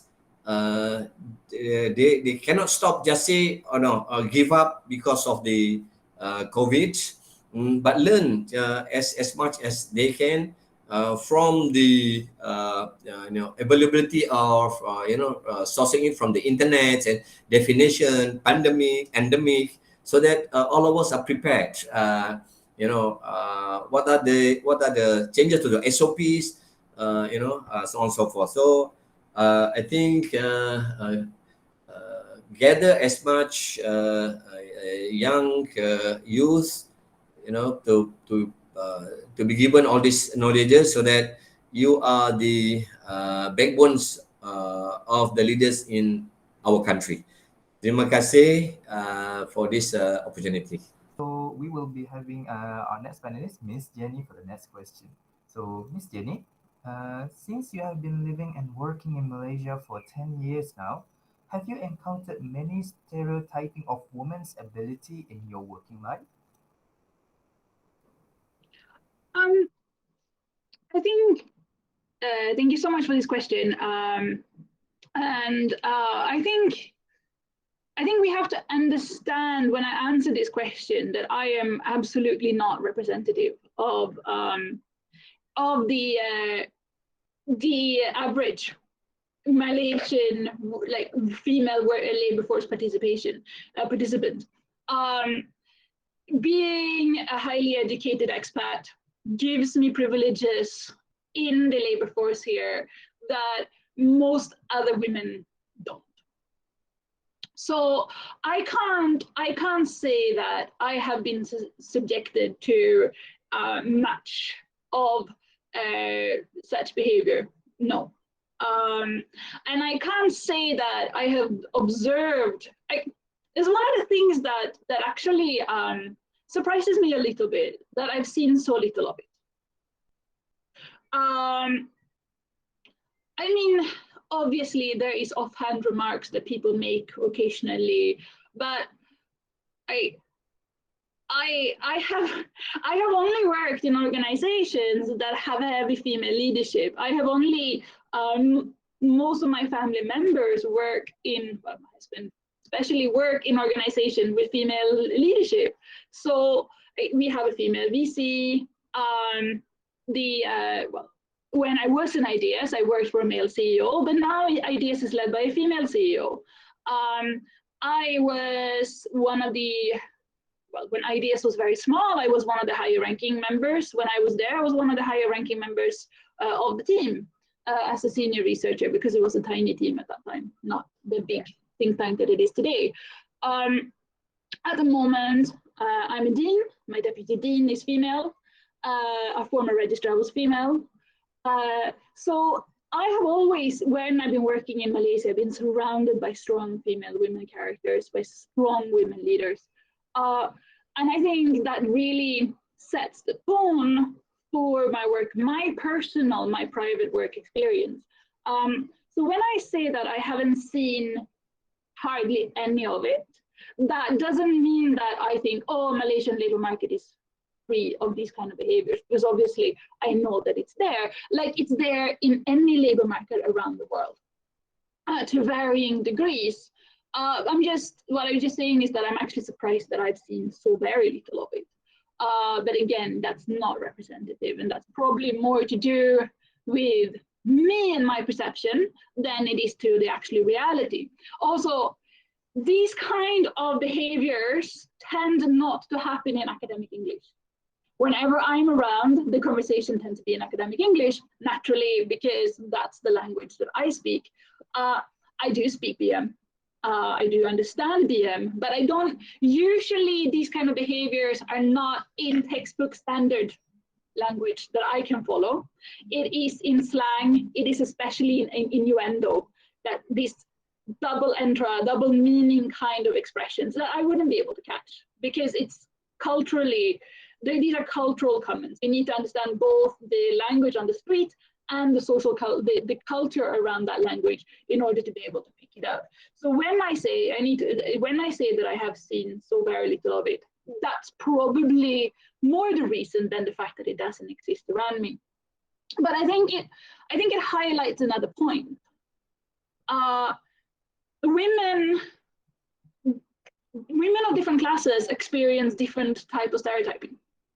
Highly educated women that tend to make it as leaders, that tend to be very articulate, that tend to be very, have other characteristics. They tend to have a different family background, they tend to have different, not necessarily always in terms of social class, but in terms of support. I think YB Jamaliah expressed this very clearly. She has strong family support in getting to where she is now. That is a strength, that is a source of empowerment. And women that come from different backgrounds, women that are not trained to be articulate, women that are not exposed to different life settings, women that come from especially again from the working classes, from without being exposed to more empowering situations, they wouldn't necessarily be able to carry themselves the same way in the labor market situation that someone with my background can. So we again have to understand that sexist stereotyping, even all the way up to sexual harassment, it is actually more about power and power relations in the labor market than it is even about sexuality or actual sexual desire. When women are sexually harassed, when women are stereotyped in the labor force, or even in society at large, these are language of power. These are not language of a sexual desire. It is a way to control women. It's a way to ensure that women stay in their place in labor market situations. And women of different segments in the labor market will experience different styles of stereotyping and different styles of harassment. And they will have different tools to overcome this. Educated women, articulate women can overcome this very easily. Well, not very easily, but it's more easy. There are ways for women, such as myself, to actually find ways to complain, to find mentors that can give me good advice, to actually have the power to address if these situations, address solution if these situations occurs. Whereas many women on the executive level, in the corporate sector, when they are subjected to these things, they don't necessarily know where to go, who to complain to, how to address the situation. So as with everything that has to do with empowerment, as with everything that has to do with stereotyping, we have to understand that women of different classes, women of different education backgrounds, women of different social backgrounds are affected differently. And for me, just to say that, oh no, I have personally not experienced anything. Malaysian labor market is so fantastic. That is really making a disservice to those women that I know are facing this, but because they don't have my power, so to say, to actually push it away. So I think the broader question here is whether or not I believe it happens. And I do. I believe it happens in the Malaysian labor market. I know it happens in the Swedish labor market, even though I have never had anything else than a summer jobs in Sweden. But the point again is that when it happens, we need to understand that those that with less power, those with less ability to articulate, they need to have institutional and structural availability to address these problems. They need to be given the same kind of tools that someone like me have. That is not necessarily that, okay, fine, it's education, it is awareness, but it might also be that there can be there can be within workplaces the ability to complain anonymously, whistleblowing opportunities, having ombudsmen, for example. Sorry, I pronounce that in a Swedish way because it's a Swedish word, ombudsman. I think it's the way we pronounce it in English, which is weird to me. Which, by the way, it's a sexist term because it's man in there. But ombudsperson would be the right expression. Which literally actually translates into a representative, so that's funny as well. But to have those kind of things institutionalized in the Malaysian labor market, whether or not it's attached to work for the workplace or the workforce in general, where you can actually, women can be helped articulate whatever they're feeling or sensing or experiencing, that could be a way to ensure that all women have access to the same kind of empowerment that someone like me have. I fully agree with what Ms. Jenny stated. It is true that we can see this kind of stereotyping happening, especially in the labor market. Just because woman is much more better than men, so instead of just committed or admit that woman is much more better in the labor market, so instead of just saying that, they use the language of power, which is stereotyping, to bring down other women. So this is a way to uphold or to hold the woman's empowerment, so we can see the participant on what is the stereotyping in women's ability. So I will give the floor back to Lisa. Lisa, do you have anything to say? Actually, can I add something to what you just said, Ilan? Yes. And I think this is important to recognize. Women are as guilty of doing this to other women, so, or us, but women are, just because you have a female leader, it doesn't mean that you don't have glass ceilings. It doesn't mean that you, this is one of the things that got me a little bit annoyed with the expectation of Hillary Clinton winning the presidential election. She was going to break the glass ceiling. And I was like, but if you look at her policy choices throughout her career, they have not necessarily always been empowering of other women. You look at, okay, fine, you shouldn't blame her for what her husband did. That's really wrong, and I will not do that. But if you look at some of the policy positions that she has taken in the past, they have been cutting benefit for single mothers. They've been supportive of withdrawing welfare benefits in the United States. And if you look at, I mean, the prime example here is Margaret Thatcher, the only female prime minister in the history of the United Kingdom. She famously thought women were too emotional, too weak to have power positions. And she famously never encouraged women with participation in politics, in labor markets, in anything. And women arguably ended up with a much worse life under her leadership.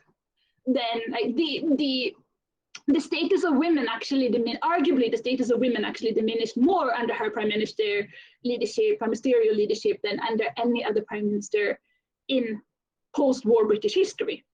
So just because you have female leaders, it doesn't mean automatically that you're going to be able to address this. There are many examples of female CEOs, for example, that insist on strict work hours. You're 5 minutes late, you get a reprimand, even though they themselves know that if you're a mother, 5 minutes could be someone needing to go to the toilet just as you are ready. Like you put on the shoes and then they go, I need a toilet. You're 5 minutes late, minimum already. And these can be mothers themselves. But once they become leaders, they believe that they have to be as firm as the men, as even firmer than men, even stronger than men, portray even more power. So they do that within the male structures of enforcing strict rules that they think are right. So when we talk about labor market, when we talk about the glass ceilings, when we talk about overcoming stereotyping, unfortunately, having women leaders doesn't automatically remove that. So what is really important is that when we talk about women leadership, is that we talk about it in terms of actually, and I think Dato YB said this really well. We're talking about women traits, women characteristics, women abilities, rather than actually the sexes of the persons involved. So when we look for leadership positions, when we look for those that hold leadership positions, and I think this goes back to my answer to the follow-up question from my first question, is that we look for allies. We don't need to only look whether someone is a male or female, but we also need to look at, I mean, of course, I'm not saying we shouldn't have women leaders. That's obviously not what I'm saying. But what I'm saying is that we need to make sure that we have leaders that understands the situation of women in the workforce, that understands the situation, understands what it takes to break glass ceilings, that understand what it is to be a working mother, that actually can enact sympathetic policies and assist in that way, rather than just looking at the box ticking exercise. Okay, women. Because that means that we might end up with 30% Margaret Thatcher in the parliament. And that's, not really going to help women fight back against stereotyping. So I think that's an addition, an important additional point to make with regards to this, that I don't want to be a bad feminist by calling other women out, but I think it's still important to understand that just because you are a women leader doesn't mean that you're a feminist leader. They're actually working for the overall improvement of all women. Thank you, Ms. Jenny. And yes, I agree with Ms. Jenny that we should always believe in our ability. We shouldn't to save other genders, to have, when you're being a CEO or any leader, or we have to be like a man. No, we have our own leadership skills that develops through us, and we can be according to it. And we have our own ability, we don't need to judge or follow others. Maybe we can take their opinions, ideas, etc. But when it comes to implement that, we have our own way of doing it. Thanks, Ms. Jenny, for the insightful of your opinion. And we have questions from the floor, which is from Ms. Elma Zaidi to YB Jamaliah. As a Sarawakian, we do have a lot of female politicians in Sarawak, namely a few like YBDS Nancy Shukri, YBDS Rohani Karim, YB Dato Hanifa Taib Al-Sri, to name a few, and some other DUN leaders as well, like YB Sharifah Hasida and also YBDS Fatima. But I can say these are the leaders whom I have seen mainly growing up with. It is very hard to see many younger generation like yourself or even YB Nurul Izzah having the interest, or maybe we haven't seen any of them yet. Do you have any other tips other than finding the right mentors and doing tons of volunteer work? How can we truly find or promote empowerment among young female generation to be interested in being the next leader? Another question, what kind of platform are there outside for this young generation of female to be part of or participate?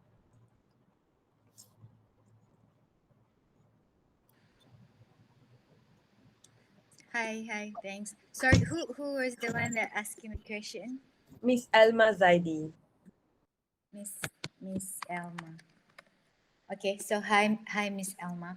So just now we were talking about we've seen a lot of more matured female politicians, especially at Sarawak areas, and probably within the Borneo side, we don't see that many of younger leaders, uh, especially female leaders.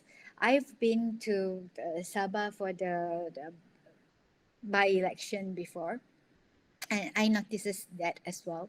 So like I've mentioned, first of all, it depends on the organization whether they are convicted in promoting the youth female leaders or they are not, whether they are sincere about it or they are not. Because um, why certain candidates were placed at certain areas is because that the winnability, the percentage that we might be able to win. So, for example, if you are talking about Dun Bandar Utama, because I am the state assembly person in Dun Bandar Utama, people's people are okay with me contesting because actually my constituents they are very excited with young leaders. They are very excited with female reps because they feel that there's a sense of refreshment. They feel that probably we can bring something new.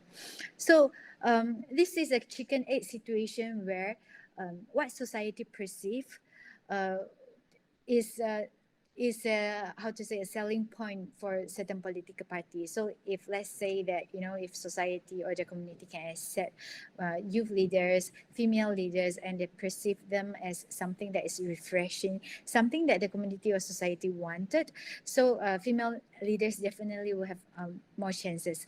But at the same time, again, if the political party or the organization really serious about it, they will also started to create the awareness or campaign to promote youth leaders or female politicians, because they understand that this is very important for the development of a country and the nation. So Sabah and Sarawak, uh, they might it might be two reasons. First of all, the political party don't take it seriously. Or secondly, um, um, there is no demand yet as many as in Peninsula area where we really wanted youth leaders or female leaders, because some of us, actually a lot of us, are quite sick of the older generation of senior politicians. So we ourselves, we need to create awareness.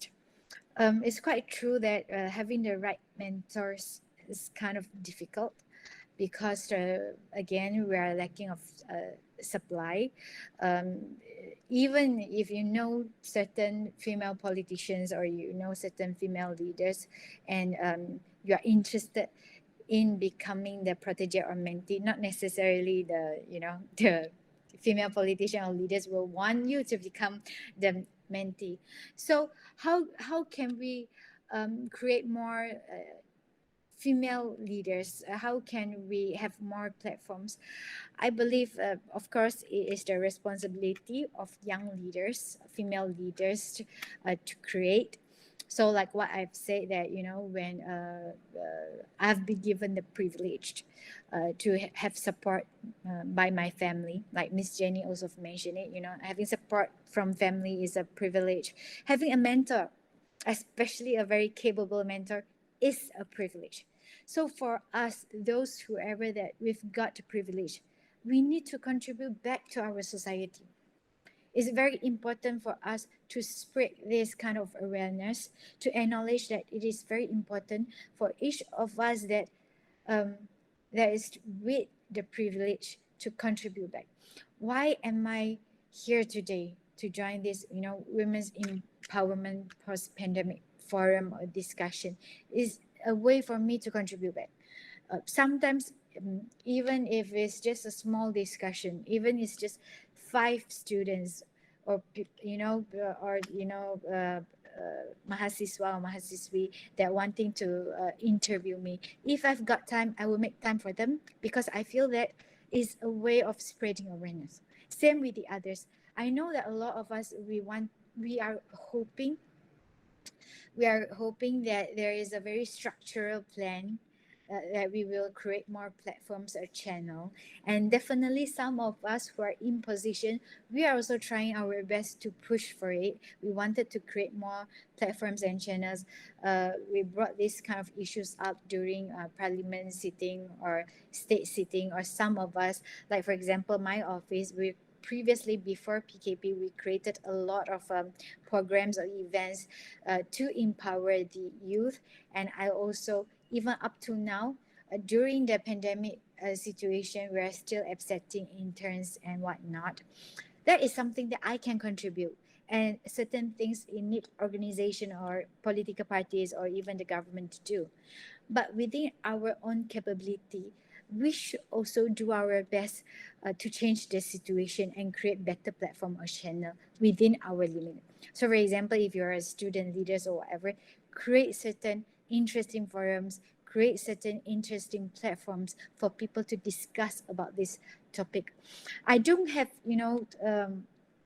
I don't have a specific answer that, where can we find those platforms in general. I am sure that if you're really interested in finding the platform or channels to be trained, there's a lot of political office that you can interns with.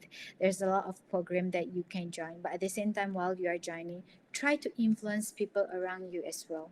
It helps. It really does. Probably you feel that you are just influencing one people. But for me, if you can influence even one people, you are the influencer. Because that's the definition or meaning of, of an influencer. You are able to influence certain people in your life.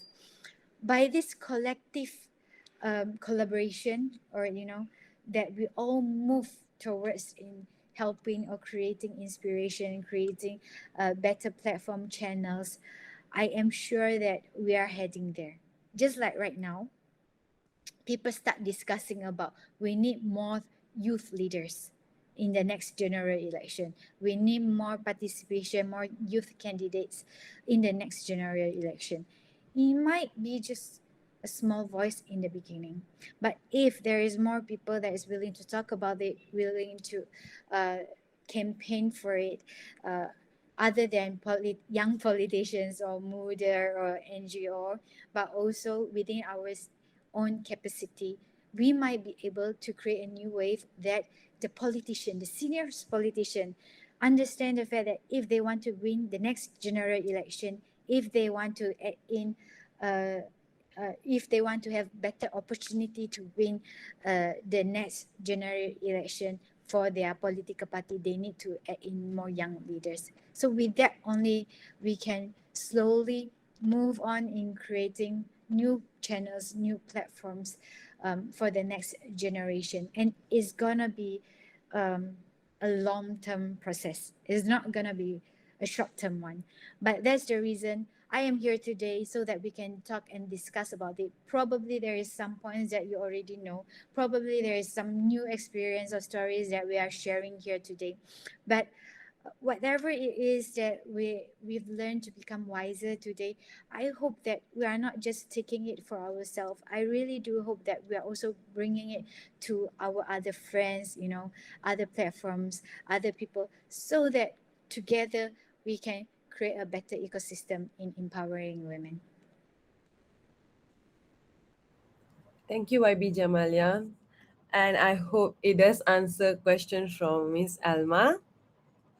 And we have another question to Miss Jenny. Is from President of BRS Byte.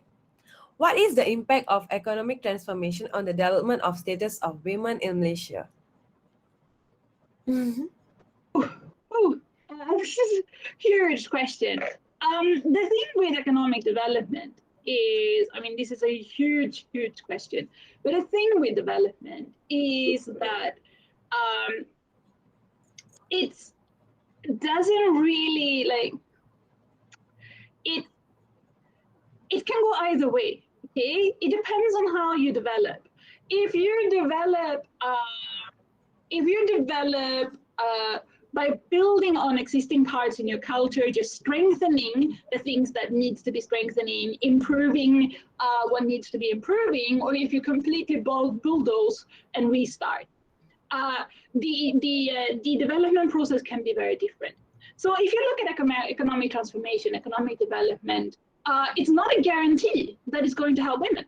And this is one of the interesting things.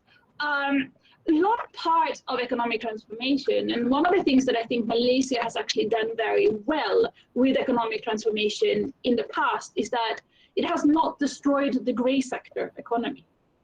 So I think that a lot of countries do, and actually do, in my opinion, wrong when they go through economic development, is that they formalize every part of the economy, they modernize the economy, they regulate all parts of the economy, and when you do that, a lot of the grey sector disappears.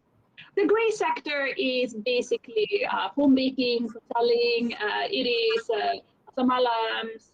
There are things that, you know, there's a bit of regulation, but not that much. There's a lot of flexibility. It's a grey. What do you mean? It's black. Regulation is black and white, so this is grey. It comes in between.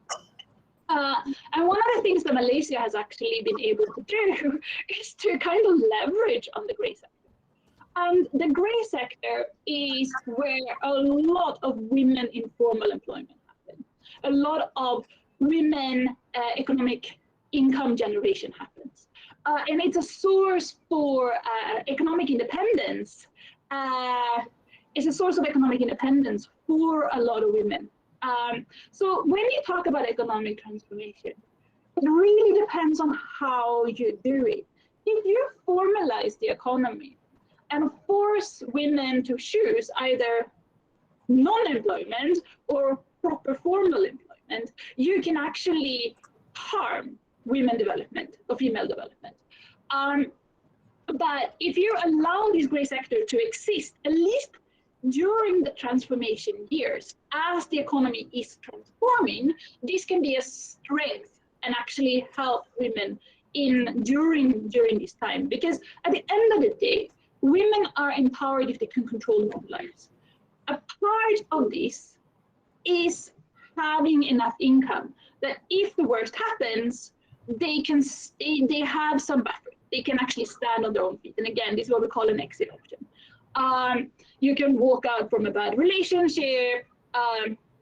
You can get a divorce if your husband insists that you become a stay-at-home mother. That doesn't mean you want to, but you can. And knowing that you can means that you can push back. Knowing that you can't means that you have to accept whatever is happening to you. So allowing women to participate in a grey sector economy is very, very important. And you can see something like one of the things that happened in South Korea, for example, when they developed their economy, was that one of the things that really disappeared was the grey sector economy.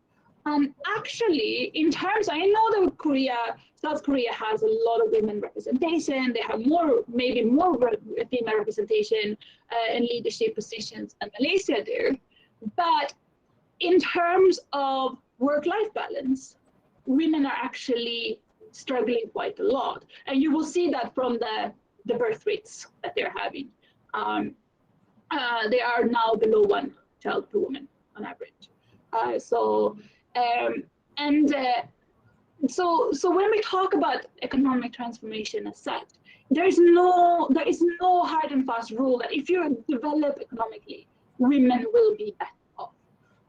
It's all about how that development is done. And this is why having female voices, strong women voices in the process of development is so important. That the female perspective, the women's perspective, actually can shine through. Because you actually risk, when you transform a society, if it's done according to a cookie cutter kind of style, you actually risk destroying the livelihood of women, or even worsening the situation for women. There are many examples of this throughout development history. I can go into a lot of discussion about what's happened in Africa, sub-Saharan Africa, during economic development and agricultural reforms that are heartbreaking. So there, as I said, there is no hard and fast rule. on how to develop. And I think I like going back to Tun Razak. It's not only because I'm the dean of Tun Razak School of Government, but perhaps a little bit. One of the things that Tun Razak did right when he started the economic transformation in Malaysia was that he understood this. He did listen to this. He used a very, very diverse background of his advisors. He didn't shy away from using socialists, using advisors from different economic backgrounds, from different economic sources, meaning that when he laid the foundation of economic transformation in Malaysia, he knew this and took this into consideration. So one of the reasons why Malaysian development have actually, in part at least, facilitated women entrepreneurship is because it was actually understood from the very beginning. And that's something that I really, really salute about the early days of Malaysian economic development. This taking these voices and this consideration into the planning.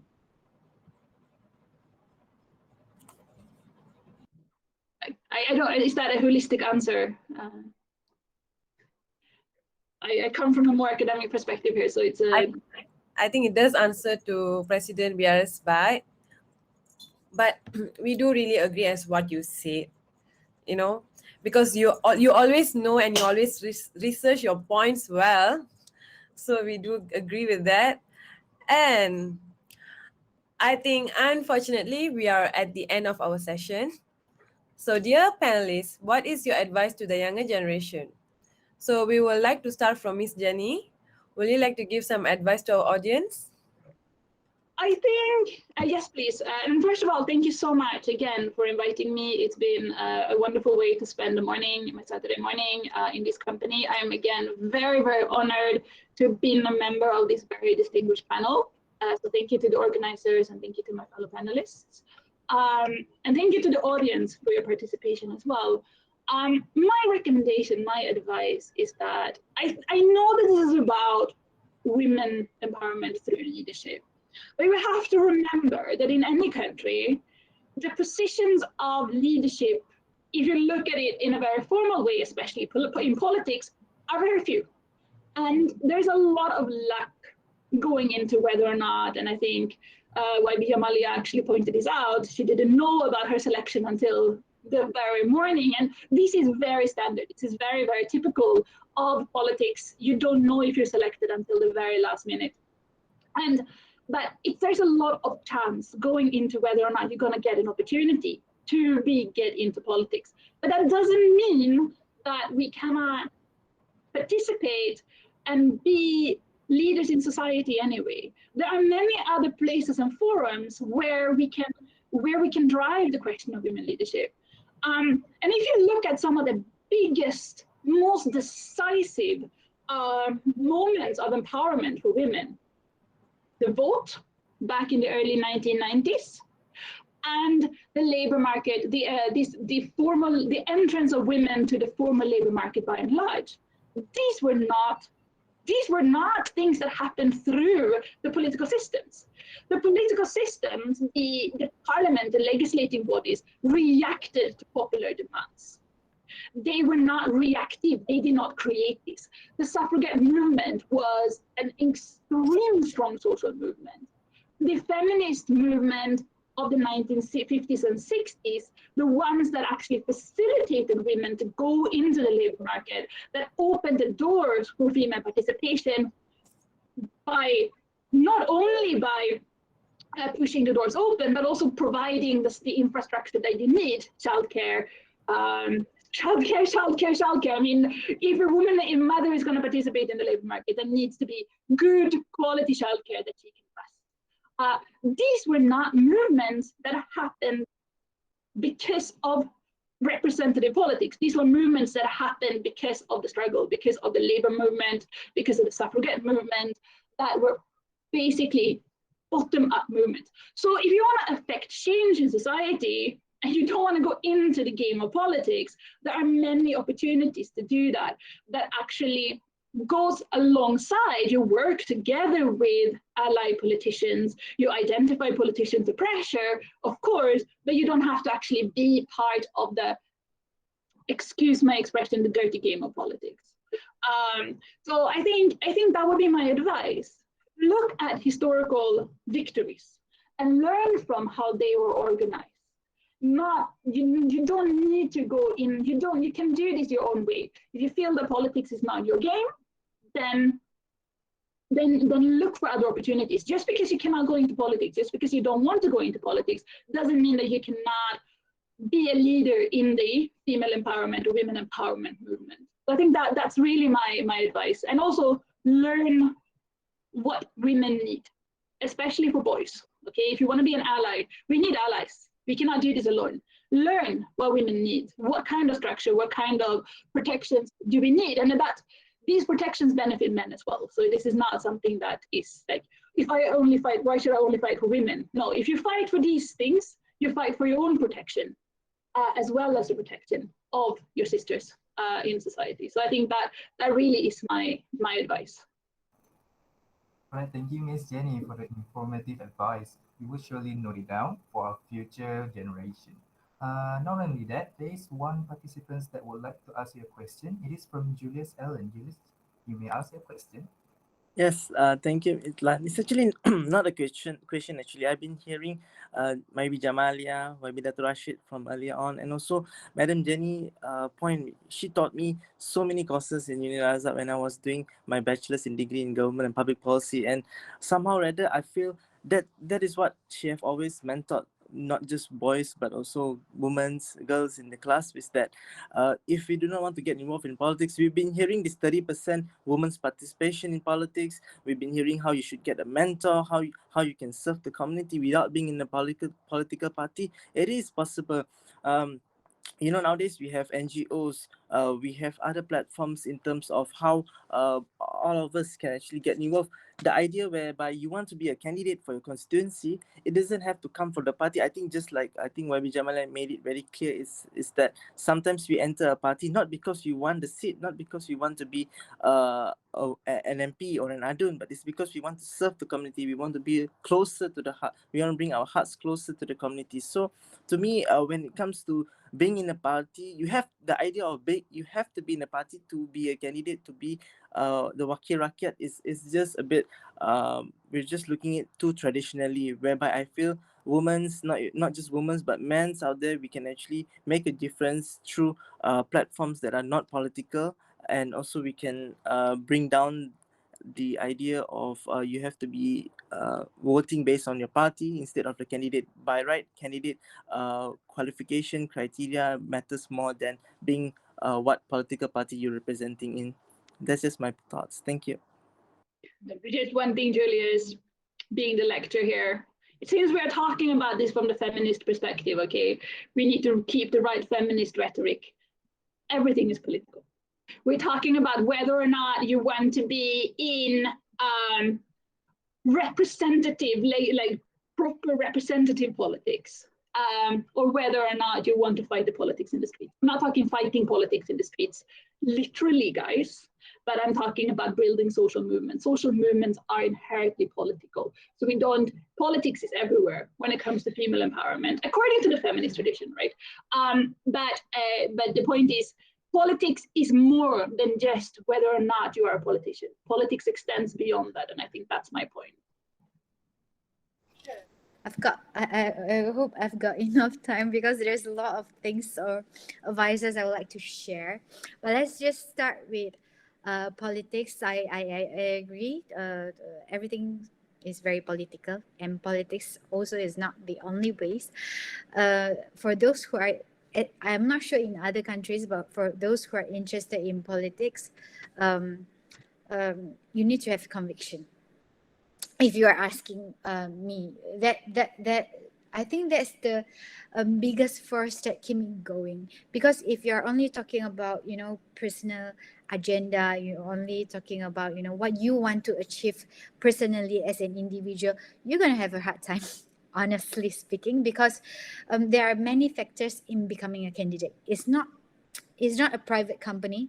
It's not something that if you just, predict your boss, or you just polish his shoes, then you can be a candidate. No, there's many factors, some seen, some unseen. So if you are convicted, if you've got commitment, if your intention is pure, then less likely you feel tired or not motivated, because you are in there not because of position. You are in there because you want to make changes.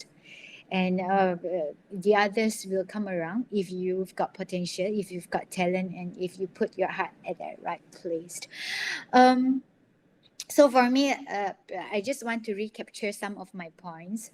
I'm not going to elaborate it because I want to spend more time elaborating some other points. So again, take good opportunity to learn, to take up all the opportunity to learn, and also keep on self-challenging yourself. It's very important to work out from your comfort zone. Believe me, that really will change thing for your life.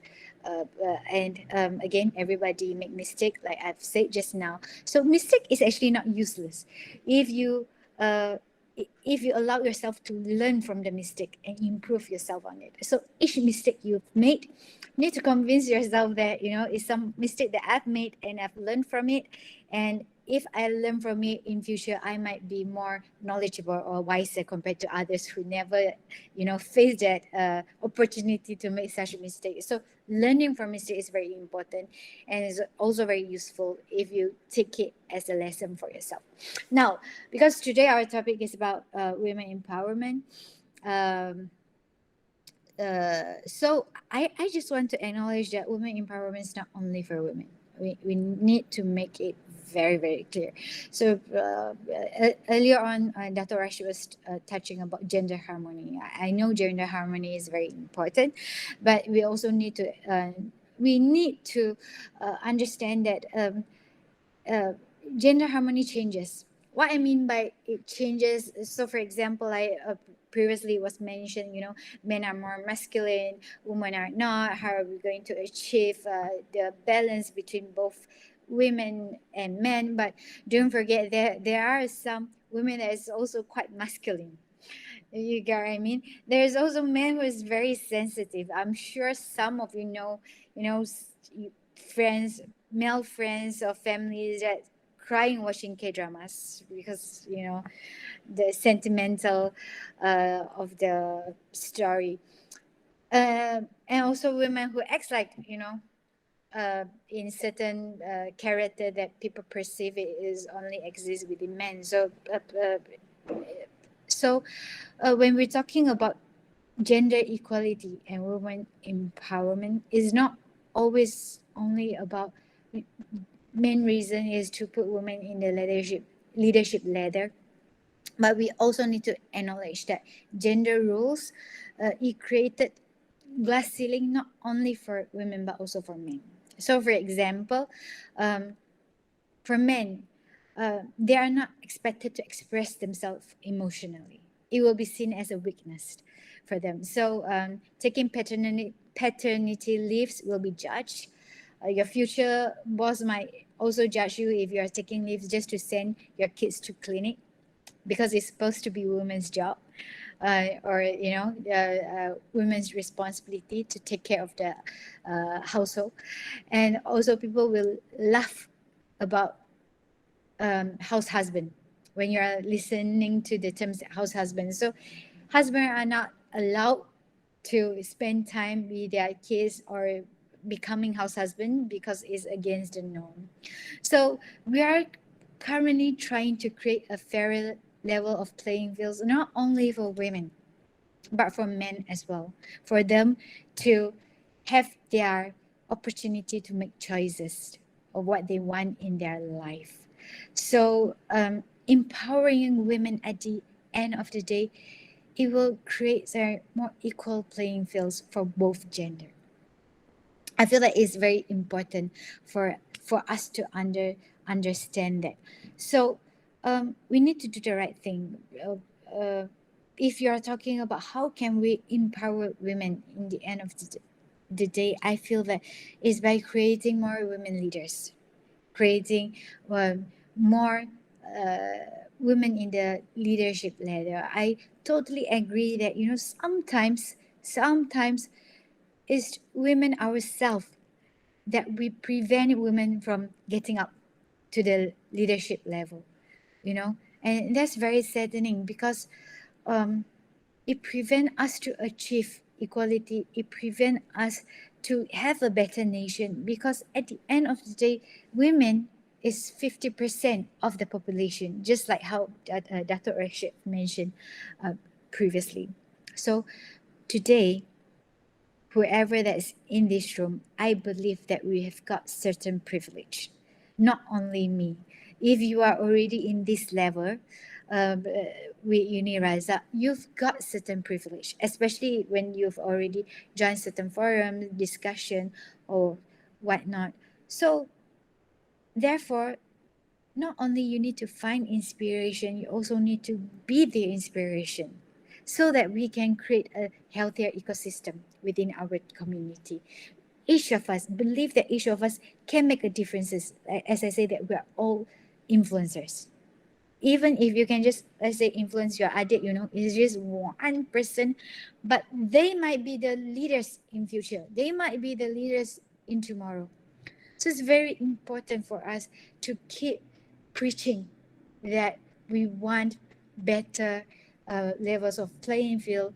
We are invested and committed in women empowerment.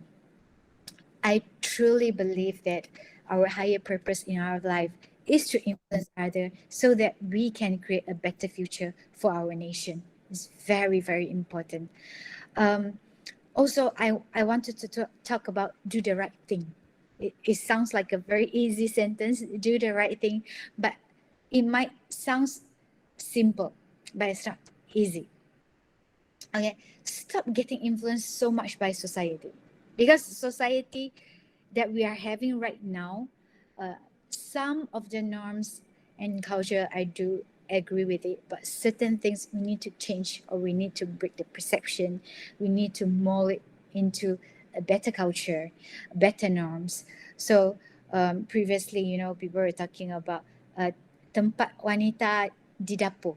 Buat apa belajar tinggi-tinggi, akhirnya nak kahwin juga. So that's in bahasa. Also in English, people were always talking about, what's the purpose of, getting higher education? At the end, you will end up getting married, and then you'll need to do your tasks and responsibilities as a wife.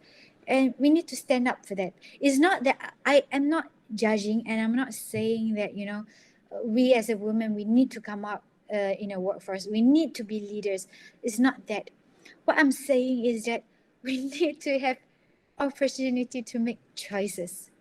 It's fine if you want to be a housewife. Nobody should judge that, because that is what you want in your life. If that is your dream, that you wanted to, spend the rest of your life taking care of kids, of your family, you feel that is a sense of fulfillment for you, it is fine. Don't judge it. But if, let's say, you're a gentleman and that is a sense of fulfilling for you to become a house husband, who are we to judge about it? We should provide equal opportunity for people to make choices. So when we're talking about do the right thing, or making the right decision, or spreading the right influence, I have to say that I appreciate my grandmother's advice. She told me when I was very young that she said, do the right thing, even if against your friends' belief, even if you against your relatives' belief, teachers' belief, or even if against parents' belief. You need to acknowledge your own belief. That is very important. It's good that we can get support from our friends and family. I care a lot about my especially about my family views, about their support. But I have to tell you this today, if let's say they are not being supportive of me, I might be sad, slightly demotivated, but it will not stop me from doing what I wanted to do. It will not stop me from having my own opinion, because that is my life, that I get to decide what I want. And of course that doing the right thing also means that you need to know that is the right thing. So you need to be more open-minded. You need to understand from every perspective. You need to read more. You need to create your more own critical thinking. It's very, very important. If not, you are just following others. If not, you are just listening to others. And we have this kind of culture in Malaysia and also many parts of other Asian countries. Don't do that. It's very important because even when I was very young, in my primary school or secondary school, whatever the teacher teach, if you are answering with a different answer than the standardized answer, that means you are wrong. But in reality, in life, everything is very subjective, unless you are talking about maths, mathematics.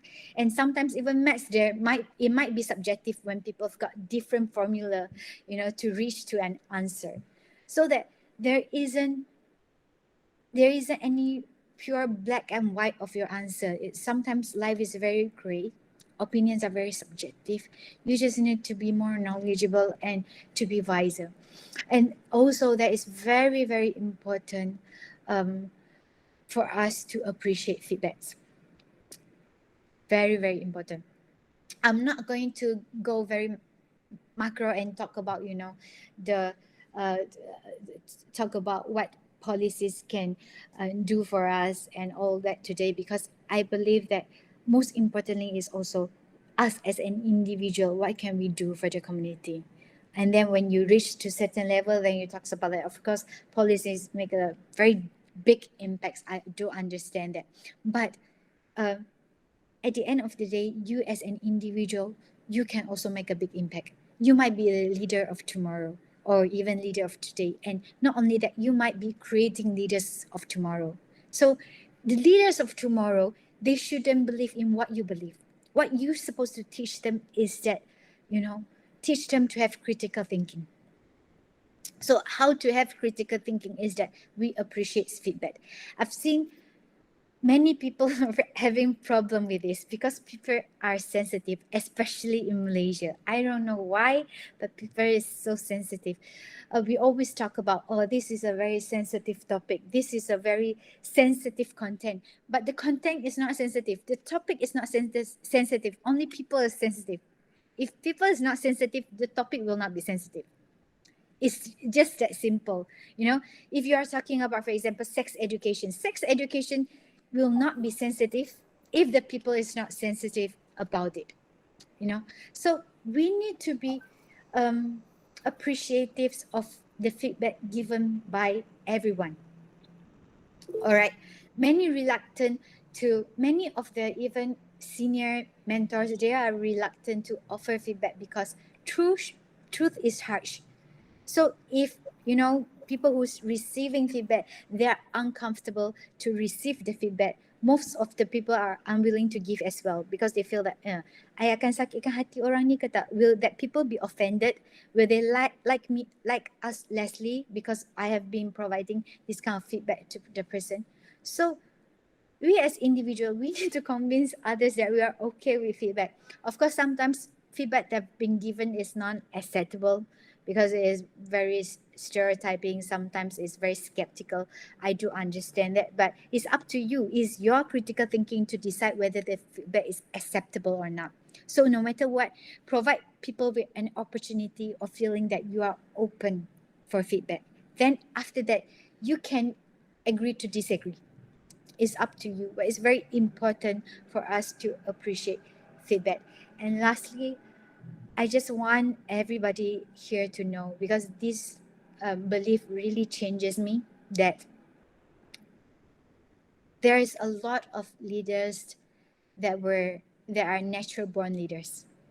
Okay? But leaders are also by training. You need to let yourself or convince yourself and make yourself believe that leaders are by training. I really can be a very good example of it because, like I say, 5 to 6 years ago, for me to speak or to talk or to introduce myself, I am afraid to do so in front of people. I don't know why, but I just get very nervous speaking in front of the crowd. And I've got all the points. I've got all the things I wanted to say, but especially when I'm standing in front of the stage, suddenly everything just become blank. Yeah, and I go through a very long process, and I'm still not perfect. I know it, but I feel fulfilled because I know I've changed a lot. And it makes me believe that leaders are also by training. And why is it important? Because a lot of us, we always look at others people, and we sometimes will think that we will never able to be that person because we've got our limitations. And that is the main reason that limit us, because we ourselves don't believe in ourselves. Yeah. So stop doing that, because at the end of the day, if you're willing to believe in yourself, you can be the best version of yourself, and that's the most important thing in life. Yeah. You might not be Barack Obama. It does not matter. You might not be Nurul Izzah, you'll be in, but you are the best version of yourself, and that is what matters the most. So that's all I want to say. Thank you so much. Good. Thank you so much, YB Jamaliah. Your inspiring career path and your words are truly something to us. So Okay, thank you again for your before words.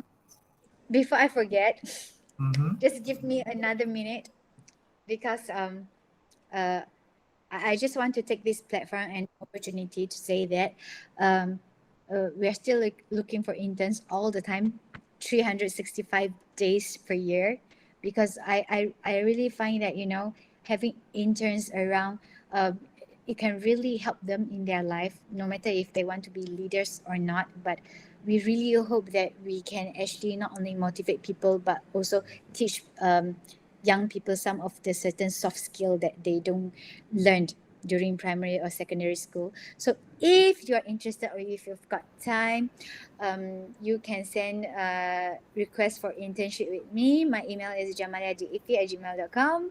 jamaliahdat@gmail.com.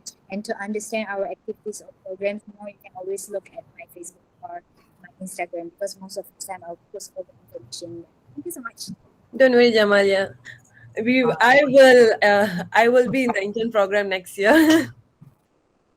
So if anyone of the participants are interested, feel free to email YB Jamaliah the request, or feel free to visit YB Jamaliah the website. So all in all, everything, we had a good time. Unfortunately, the session has come to an end.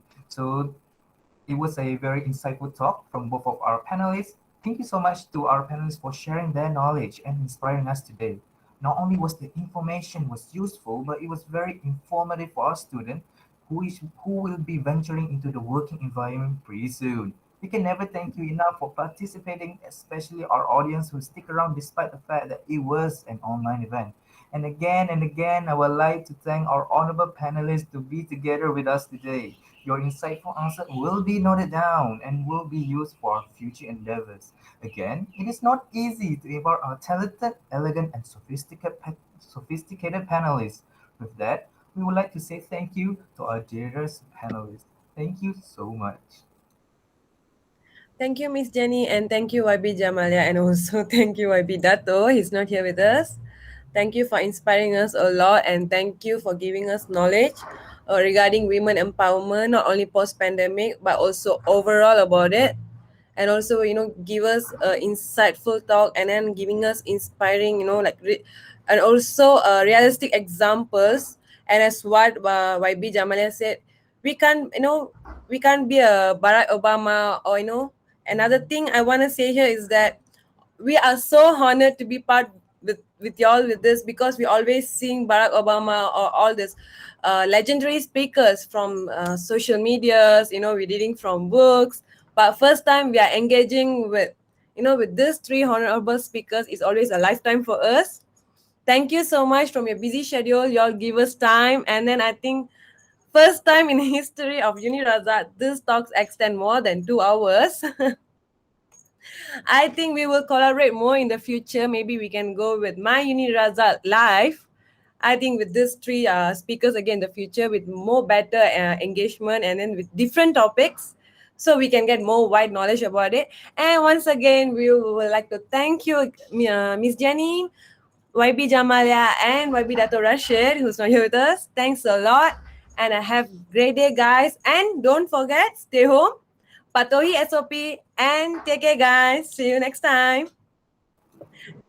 Thank you, YB Jamalia. Thank you, Miss Jenny. Thank you to our audience. Hey guys. All right. Thank you again, and thank you so much.